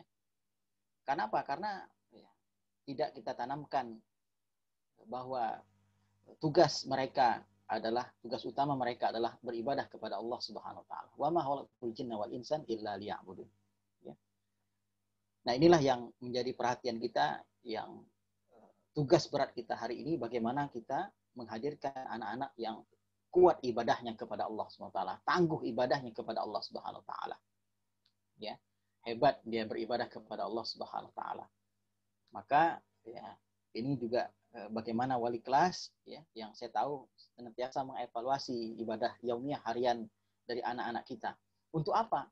Ya, agar mereka terbiasa beribadah kepada Allah Subhanahu wa taala. Agar mereka dalam beribadah kepada Allah itu bukan karena orang tuanya, bukan karena ustazahnya atau ustadznya, tapi karena Allah Subhanahu wa taala. Dan itu tentu perlu pembiasaan, perlu latihan yang terus-menerus, yang kontinu tentunya, ya. Nah, yang ketiga, ikhwafillah, adalah lemah ilmunya. Nah, kalau kita bicara dengan ilmu, maka kita teringat dengan hadis Nabi SAW. Ketika kita ingin sukses dunia, maka raihlah dengan ilmu. Ketika engkau ingin sukses akhirat, maka raihlah dengan ilmu.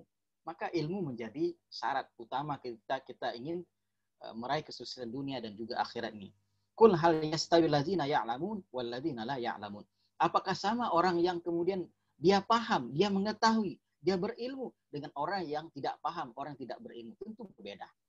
Maka disinilah perlu keseimbangan, ya, antara antara akhirat dan dunia, ya.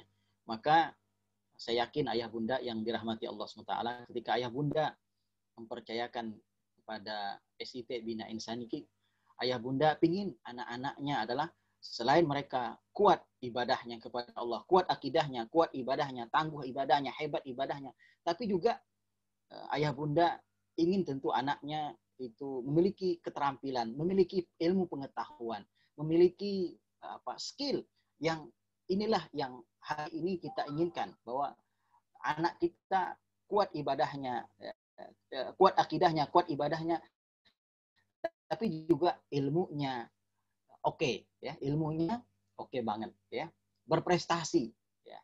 Dan tentu ini perlu kerja keras kita untuk kemudian menghadirkan anak-anak yang dia semangat untuk belajar, semangat dia untuk ilmu, ya.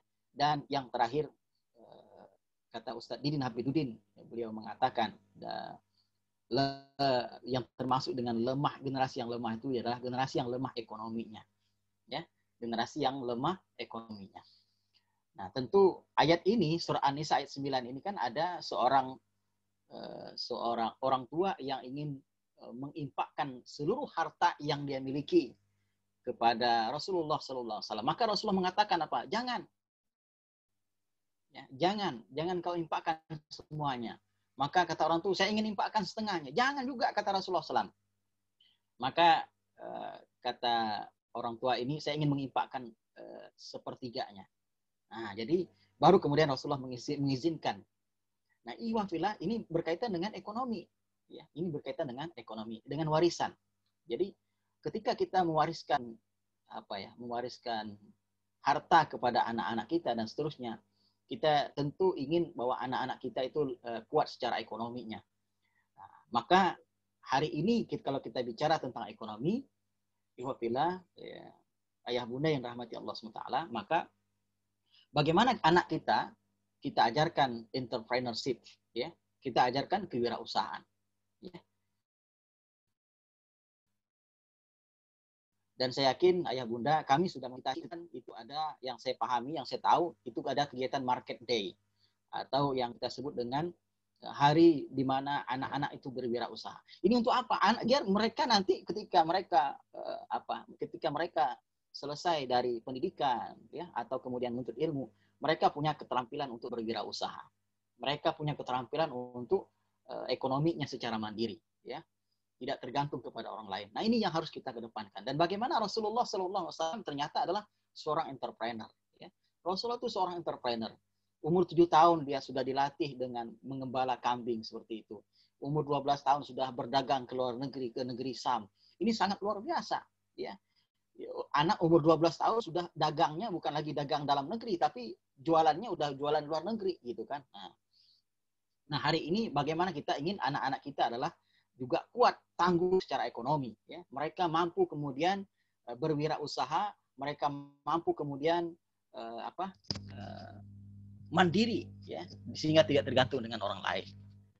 Saya kira ini ayah bunda yang dirahmati Allah Subhanahu Wa Taala terkait dengan bagaimana kita ingin menciptakan generasi yang tangguh, generasi yang hebat, generasi yang kuat, maka ya, tentu saya yakin kita semua khawatir terhadap ayat ini ya. Ayat ini ya ini menjadi menjadi warning, peringatan kepada kita jangan sampai kita kemudian meninggalkan generasi yang lemah ya. Generasi yang dalam surat Maryam ayat 59 juga dikatakan bahwa generasi yang dia mengabaikan salat ya, generasi yang mengabaikan salat.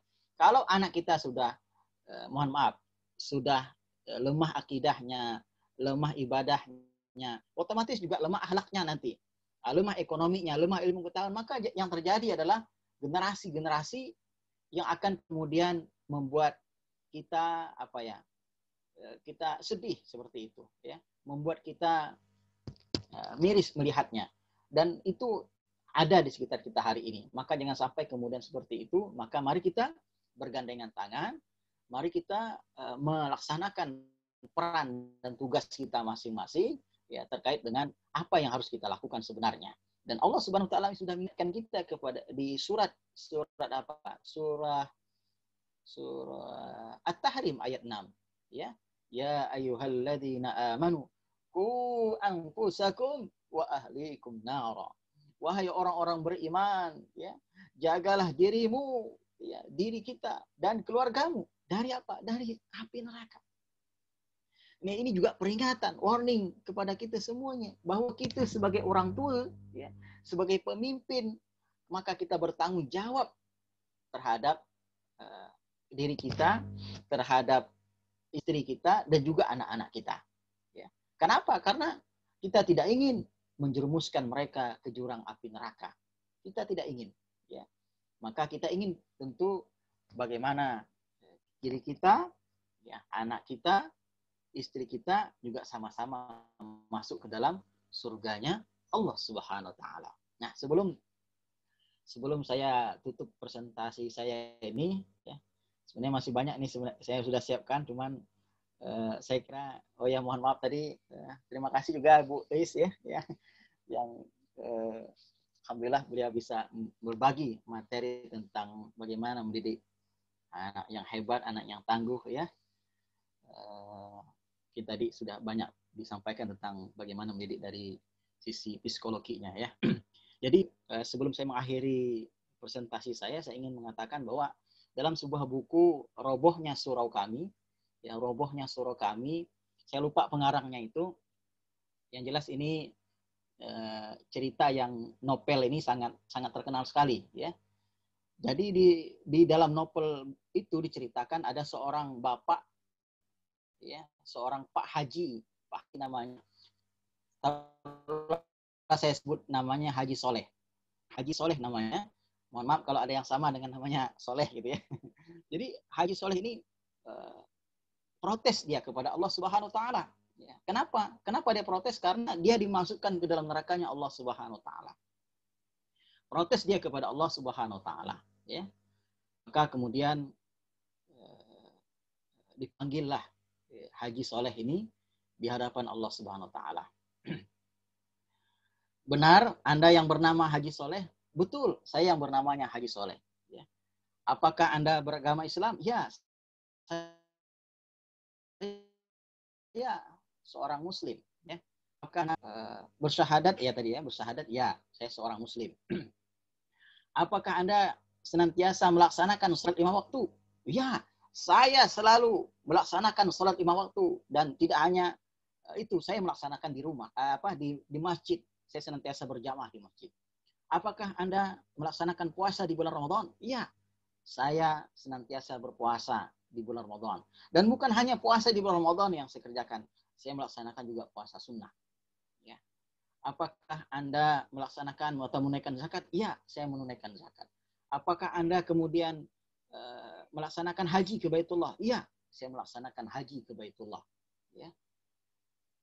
Lalu kemudian tidak sampai di situ, Allah Subhanahu wa taala bertanya kembali, apakah Anda punya anak?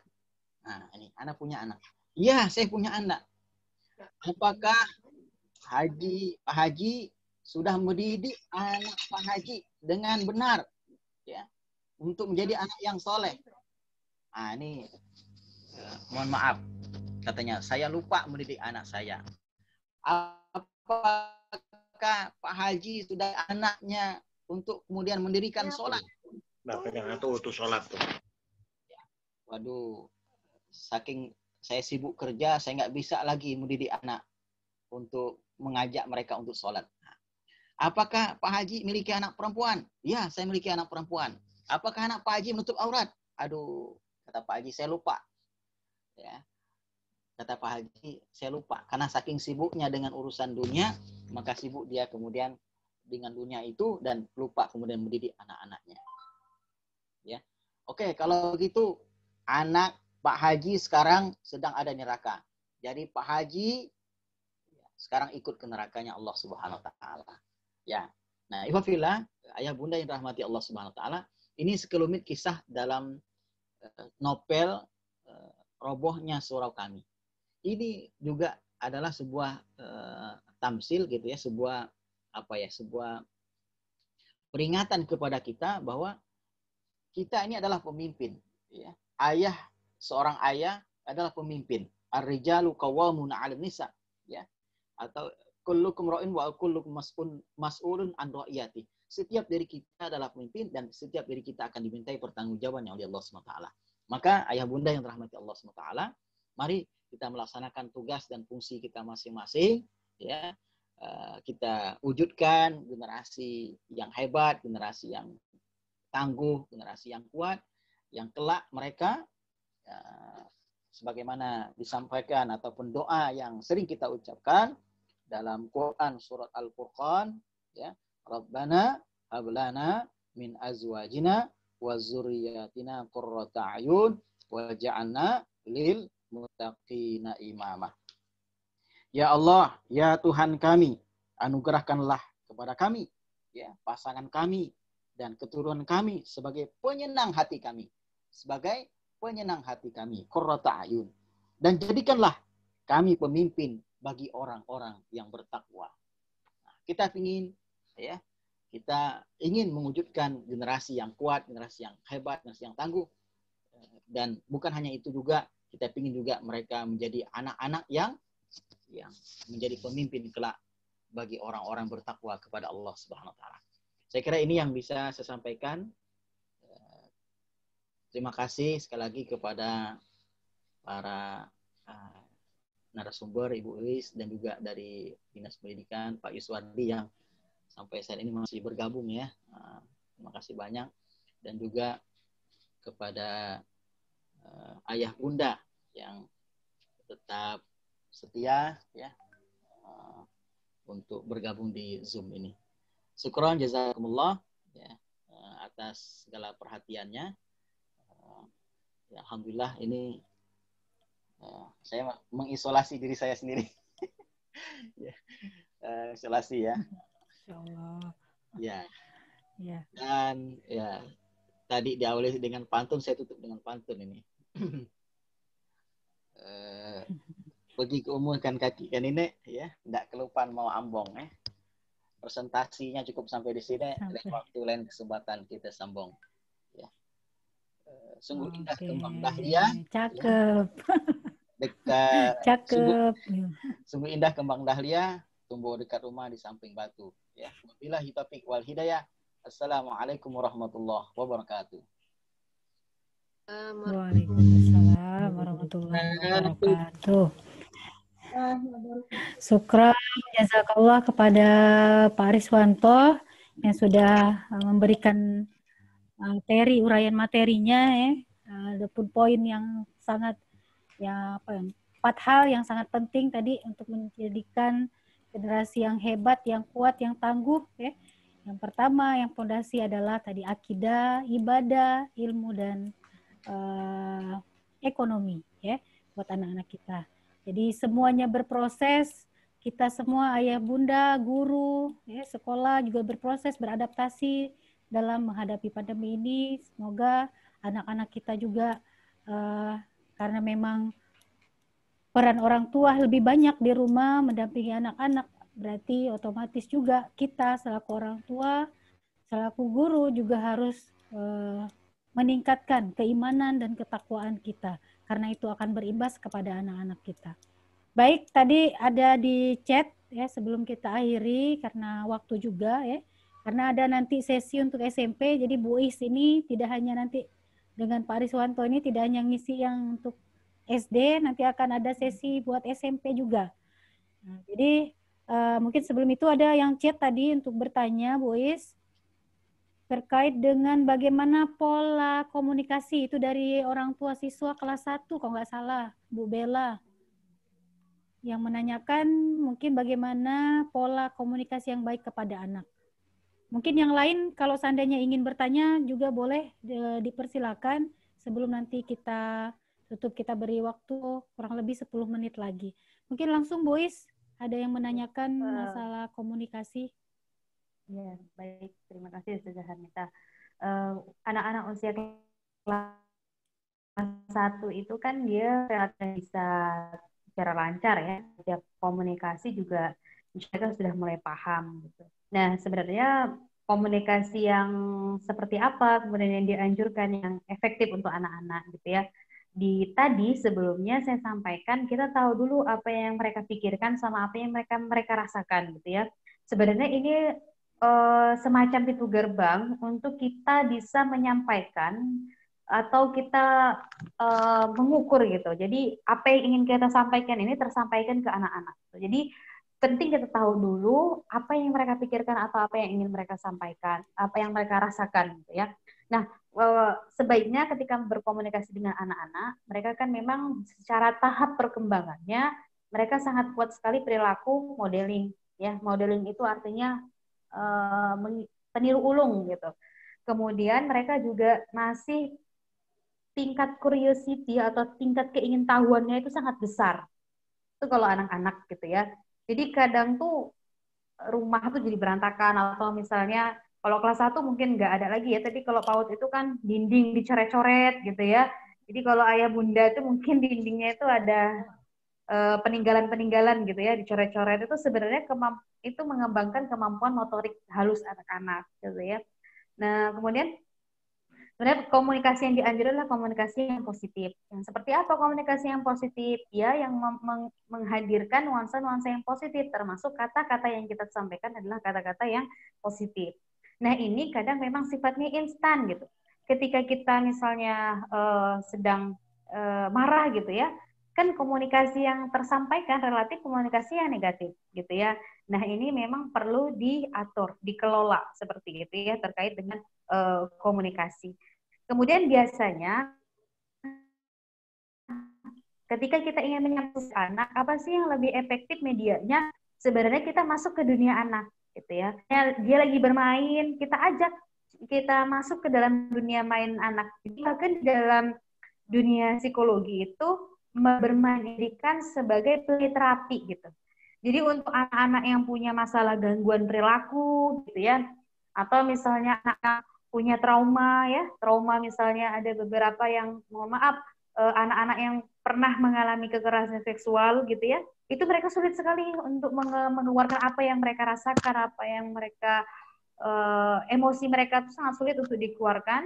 Jadi terpendam di dalamnya, terendap gitu ya dalam dirinya, sehingga biasanya media yang kita gunakan adalah terapi bermain gitu ya.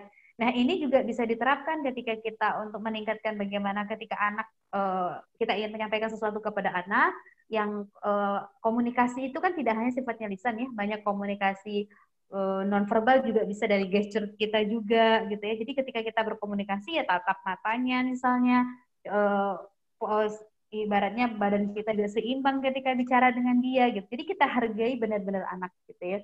Nah, bisa kalau misalnya kita ingin berkomunikasi dengan anak dan anak mendengarkan apa yang ingin kita sampaikan, bisa banyak media. Bisa lewat bercerita, bisa lewat bermain gitu ya. Jadi bisa lewat media-media itu untuk kemudian menyampaikan apa yang ingin kita sampaikan dan anak juga bisa mendengarkan gitu ya. Saya langsung gimana Ustazah Nita, itu cukup mungkin itu untuk pertanyaan. Ada lagi yang japri ke saya, Ustazah. Bagaimana cara mendidik anak kembar nih katanya agar tidak emosi katanya. Ini tuh pertanyaan, ada orang tua yang bertanya kalau mendidik anak kembar nih. Sebenarnya konsepnya sama saja gitu ya, karena sebenarnya memang akan menimbulkan lebih banyak stresor gitu ya, karena satu saja itu sudah menjadi tantangan pengasuhan gitu ya, apalagi dua gitu, yang biasanya mereka mau bajunya aja sama, mau tidur bantalnya juga sama gitu ya, semuanya serba sama. Nah ini kan kemudian menghadirkan stresor baru gitu ya, jadi lebih repotnya sih tidak, mungkin kitanya yang butuh mengelolanya juga supaya bisa nyaman gitu ya. Sebenarnya konsepnya sama saja gitu. Tapi sebelum kita bagaimana ini konsepnya berlaku untuk umum gitu ya. Tadi juga ada chat saya baca ayah yang stres gitu ya dengan belajar daring, dengan pekerjaan dan lain-lain. Stres itu tidak bisa kita hindari. Dalam kehidupan sehari-hari stres itu akan banyak. Entah dari manapun itu, peristiwa, keadaan itu namanya sumber stresor itu banyak dan tidak bisa kita hindari gitu. Apa yang harus kita lakukan? Sadari kita masih berada pada situ. Oke, ini lagi ada ini nih, aku lagi misalnya saya lagi banget ini. Jadi pertama kali ketika kita stres, apa yang harus kita lakukan? Sadari, gitu ya. Kita sadari kita sedang tidak baik-baik saja. Nah, bahkan kan permasalahannya menyadarinya saja kita tidak bisa gitu. Menyadarinya saja kita atau justru kita mengabaikan, gitu ya. Nah, ini yang ini juga menjawab pertanyaan yang di bawahnya itu gimana kalau emak-emak emosian gitu ya. Jadi yang pertama sadari dulu apa yang membuat emosian. Apa yang membuat stres? Itu disadari dulu, dicari gitu ya. Setelah disadari pelan-pelan, perlahan-lahan nanti langkah keduanya setelah disadari apa? Diterima. Biasanya kenapa menimbulkan stres, menimbulkan tekanan, membuat kita tidak nyaman atau justru menjadi konflik adalah ketika kita menolaknya gitu. Jadi menolak itu seperti apa? Ya tidak mau menyadari dan tidak mau menerima kondisi itu sehingga kita jadi bertarung dengan diri kita sendiri sebenarnya gitu. Setelah diterima nanti step ketiga gimana? Dilepaskan pelan-pelan gitu ya. Dilepaskan itu artinya gimana ya? Kalau kita sebagai muslim serahkan ke Allah, semua masalah pasti ada jalannya gitu ya. Jadi itu 3 langkah yang harus kita lakukan ketika misalnya Bapak Ibu stres atau ketika Bapak Ibu merasa wah luar biasa ini. Yang pertama adalah sadari dulu apa penyebabnya, apa sebabnya.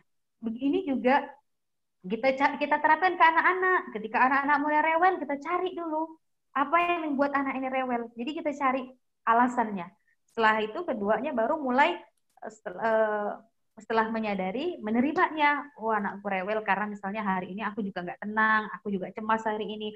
Oke, terus dievaluasi, direfleksikan ke diri, baru nanti pelan-pelan dilepaskan, gitu ya. Dan ini proses yang terus berlangsung sepanjang hidup kita, gitu ya. Dan ini bukan proses yang instan, semua berproses, gitu ya. Untuk pertanyaan tadi, gimana konsepnya mendidik anak kembar? Sebenarnya sama saja, cuman kita yang memang mungkin para orang tua yang butuh berdamai atau belajar dan berlatih untuk bagaimana meregulasi emosinya, seperti itu.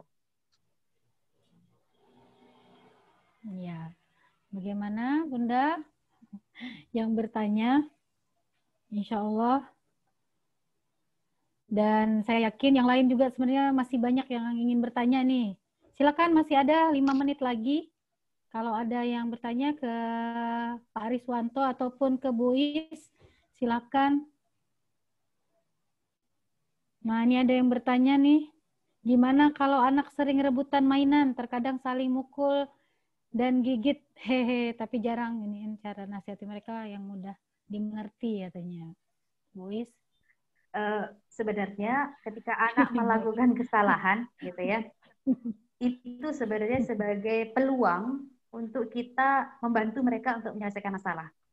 Tidak sedikit kita mungkin sering gitu ya, ketika kakak dan adik berantem misalnya, yang disalahkan siapa seringnya?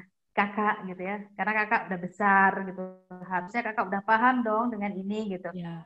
Nah kemudian yang selalu benar siapa? Adik gitu ya. Sehingga muncul paradigma adik selalu benar, anak bungsu selalu menang, anak bungsu selalu dimanja gitu ya. Itu paradigma-paradigma yang sebenarnya kurang tepat gitu untuk membentuk karakter-karakter anak. Apa yang harus dilakukan? Ketika misalnya anak suka berebutan mainan, pertama adalah berikan mereka kesempatan untuk menyelesaikan masalah mereka sendiri gitu ya. Jadi kita nggak usah ikut campur dulu menjudgment misalnya ini salah. Kita observasi aja gitu. Jadi jangan terlalu cepat bereaksi gitu ya. Kadang kan kita reaktif gitu ya, ketika anak berantem berebutan mainan, kita langsung reaktif. Langsung kita lerai tanpa memberikan kesempatan mereka untuk menyelesaikan masalahnya. Atau ketika mereka berantem gitu, dudukan mereka, ketika mereka berantem kan emosinya lagi luar biasa tuh meletup-letup gitu ya. Biarkan sejenak, setelah itu kita ajak duduk bersama, tanyakan apa yang terjadi. Jadi mereka belajar untuk merefleksikan, oh aku salah, oh seperti ini tidak baik gitu. Jadi ini kita temukan dalam prosesnya gitu.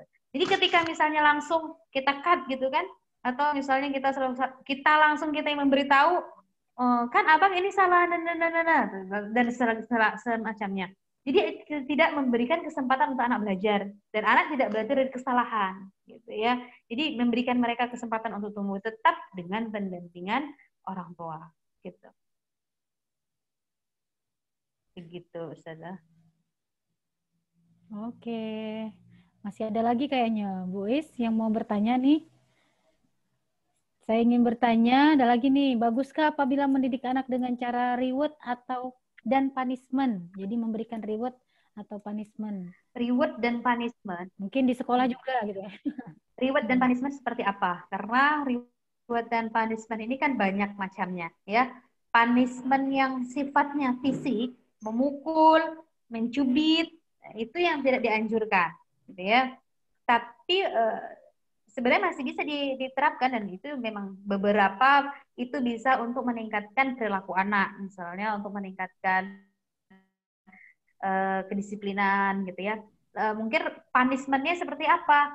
Kayak misalnya mengambil sesuatu yang dia senangi. Gitu. Misalnya dia tadi juga kalau misalnya dia tidak belajar dia di rumah, misalnya dan itu sudah disepakati kita ada waktu belajar, biasanya dia misalnya berenang hari ini tidak berenang karena kakak tidak menjalankan apa yang sudah kita sepakati gitu ya.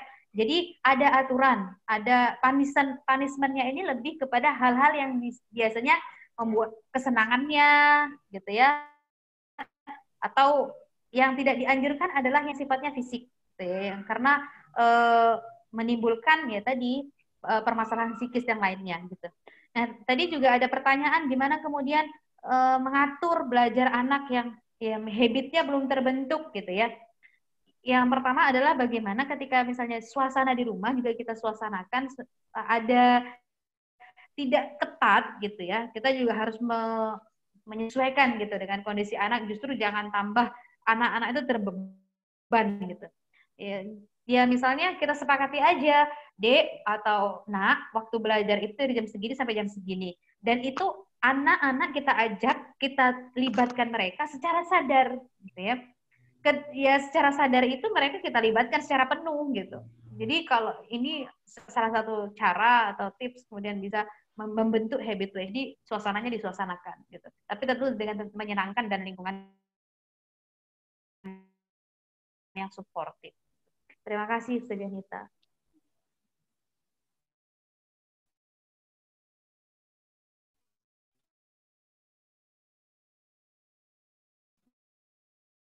Oke, kayaknya tinggal bagaimana menghindari anak yang sudah kecanduan gadget misalnya, atau apa ini?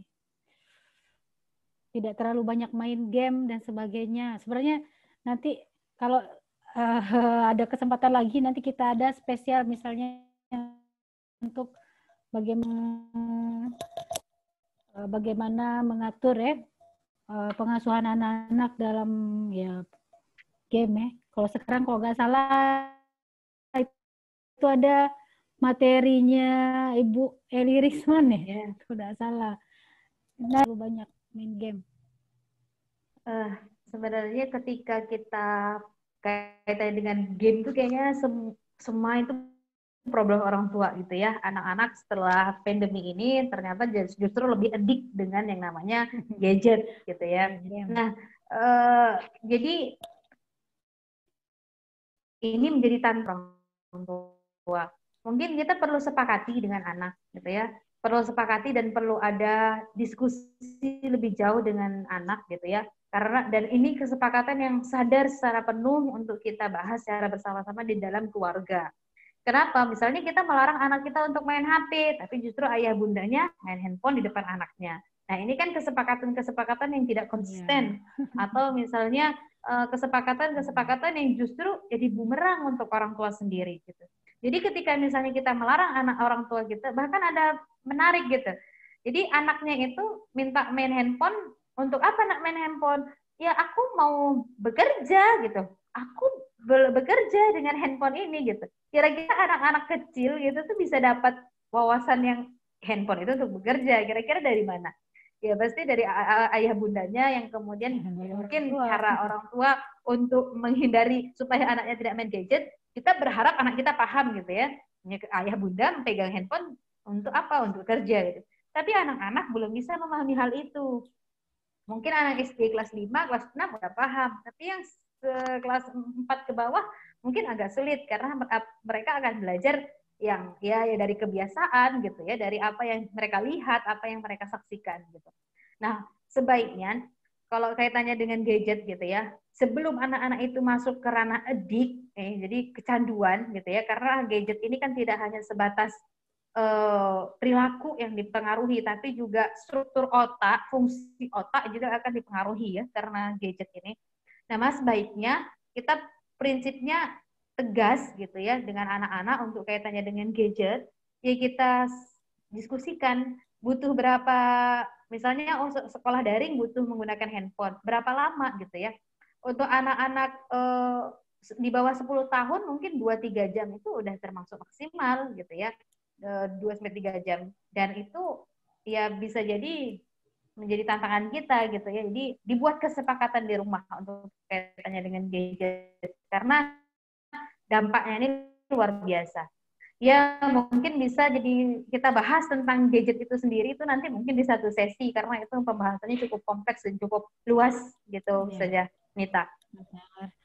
Oke, mungkin ini karena waktu juga sebenarnya dan Bu Uis dan Pak Riswanto juga ada sesi berikutnya ya. Jadi mungkin kita cukupkan untuk parenting kita sore hari ini, dan mudah-mudahan apa yang sudah disampaikan dari awal tadi ya sampai akhir ini, dan apresiasi dari orang tua juga buat kita semua, buat sekolah, dan dukungan orang tua juga untuk berlangsungnya acara ini, walaupun memang kalau lihat dari partisipan mungkin belum setengahnya ya dari orang tua siswa kita yang bisa hadir di kesempatan sore hari ini. Mudah-mudahan ke depan mungkin bisa kita laksanakan kembali dan berharap kita berdoa bersama, mudah-mudahan pandemi ini cepat berlalu dan rutinitas sekolah, belajar, bekerja pun bisa kita lakukan seperti normal kembali. Berapa poin tadi dari pemateri yang sudah menyampaikan ya dari awal tadi ya, termasuk dari materi Bu Uis bahwa semua kita harus siap dan beradaptasi dan untuk menyiapkan generasi. Jadi kita tidak boleh berserah diri dengan keadaan, tetap tujuan kita untuk menyiapkan generasi dimulai dari diri kita, perkuat keimanan, walaupun selain itu kita tetap juga harus menjaga fisik kita, kesehatan, protokol kesehatan, dan tidak lupa menjaga protokol ketakwaan kita, insya Allah. Mungkin itu saja kita tutup kegiatan sore hari ini. Terima kasih banyak Pak Yuswardi yang sudah membersamai kita dari awal sampai akhir ini masih bersama kami ya.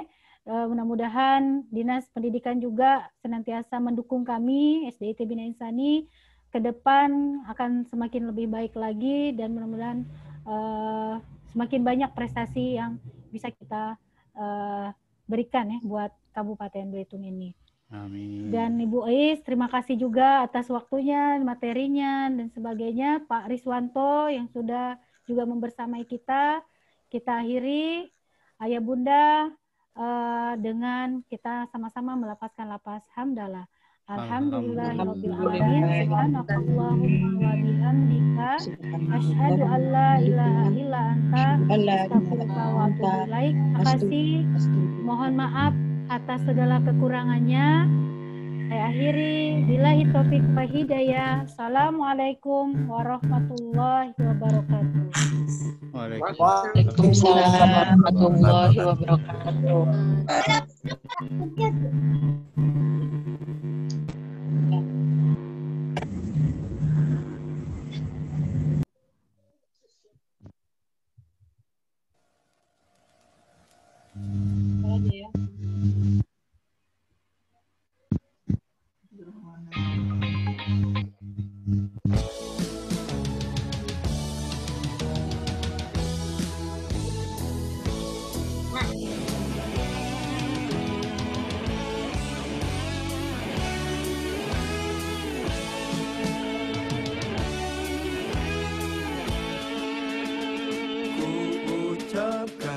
Terima kasih kepadamu wahai guruku atas semua pengabdianmu yang mendidik dan membimbingku.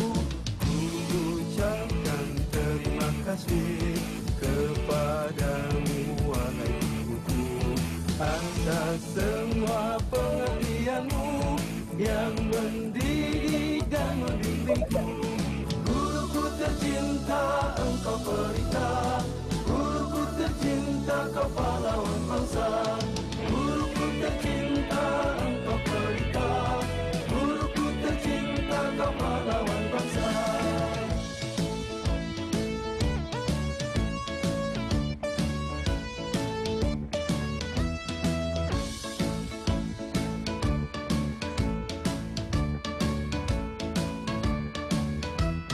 Terimalah persembahanku yang telah kurangkai dalam lagu sebagai bukti cinta kasihku untuk membalas semua jasamu. Terimalah persembahanku yang telah kurangkai dalam lagu sebagai bukti cinta kasihku untuk membalas semua jasamu. Tercinta engkau pelita, guruku tercinta kau pahlawan bangsa. Guruku tercinta engkau pelita, guruku tercinta kau pahlawan bangsa.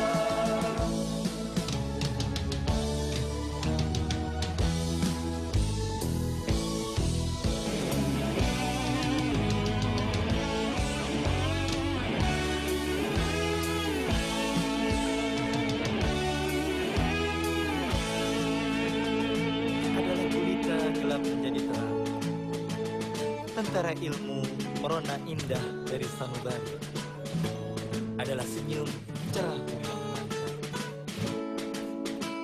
Nyentuh hati kala gundah gulana. Hangat kasih sayangmu adalah pesona. Laksana dahaga kala terik menjadi sejuk. Guruku, sekedar ungkapan hati nan tulus. Persembahan sederhana ini hanya untuk Guruku, aku mencintaimu. Guruku tercinta, engkau pelita. Guruku tercinta, kau pahlawan bangsa. Guruku tercinta, engkau pelita. Guruku tercinta, kau pahlawan bangsa. Guruku tercinta, engkau pelita. Guruku tercinta, kau pahlawan bangsa. Guruku tercinta, engkau pelita. Guruku tercinta, kau pahlawan bangsa.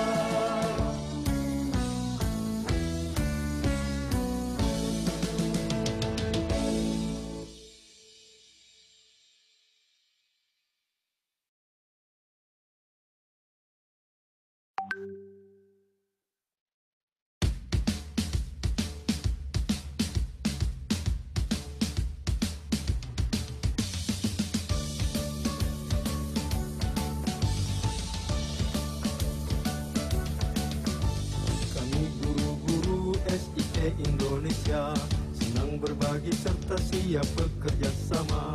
Gagah berani selalu berinovasi, pantang menyerah kami kan istiqomah. Dengan semangat bersama kita maju, hanyalah Allah satu yang kita tuju. Kami guru-guru SIT Indonesia senang berbagi serta siap bekerja sama. Gagah berani selalu berinovasi, pantang menyerah kami kan istiqomah. Dengan semangat bersama kita maju, hanyalah Allah satu yang kita tuju. Percaya diri, baik budi pekerti, cinta lingkungan selalu jadi teladan. Berkata santun, cermat dan rendah hati, jadikan cermin guru sejati. Percaya diri, baik budi pekerti, cinta lingkungan selalu jadi teladan. Berkata santun, cermat dan rendah hati, jadikan cermin guru sejati. Jadikan cermin guru sejati.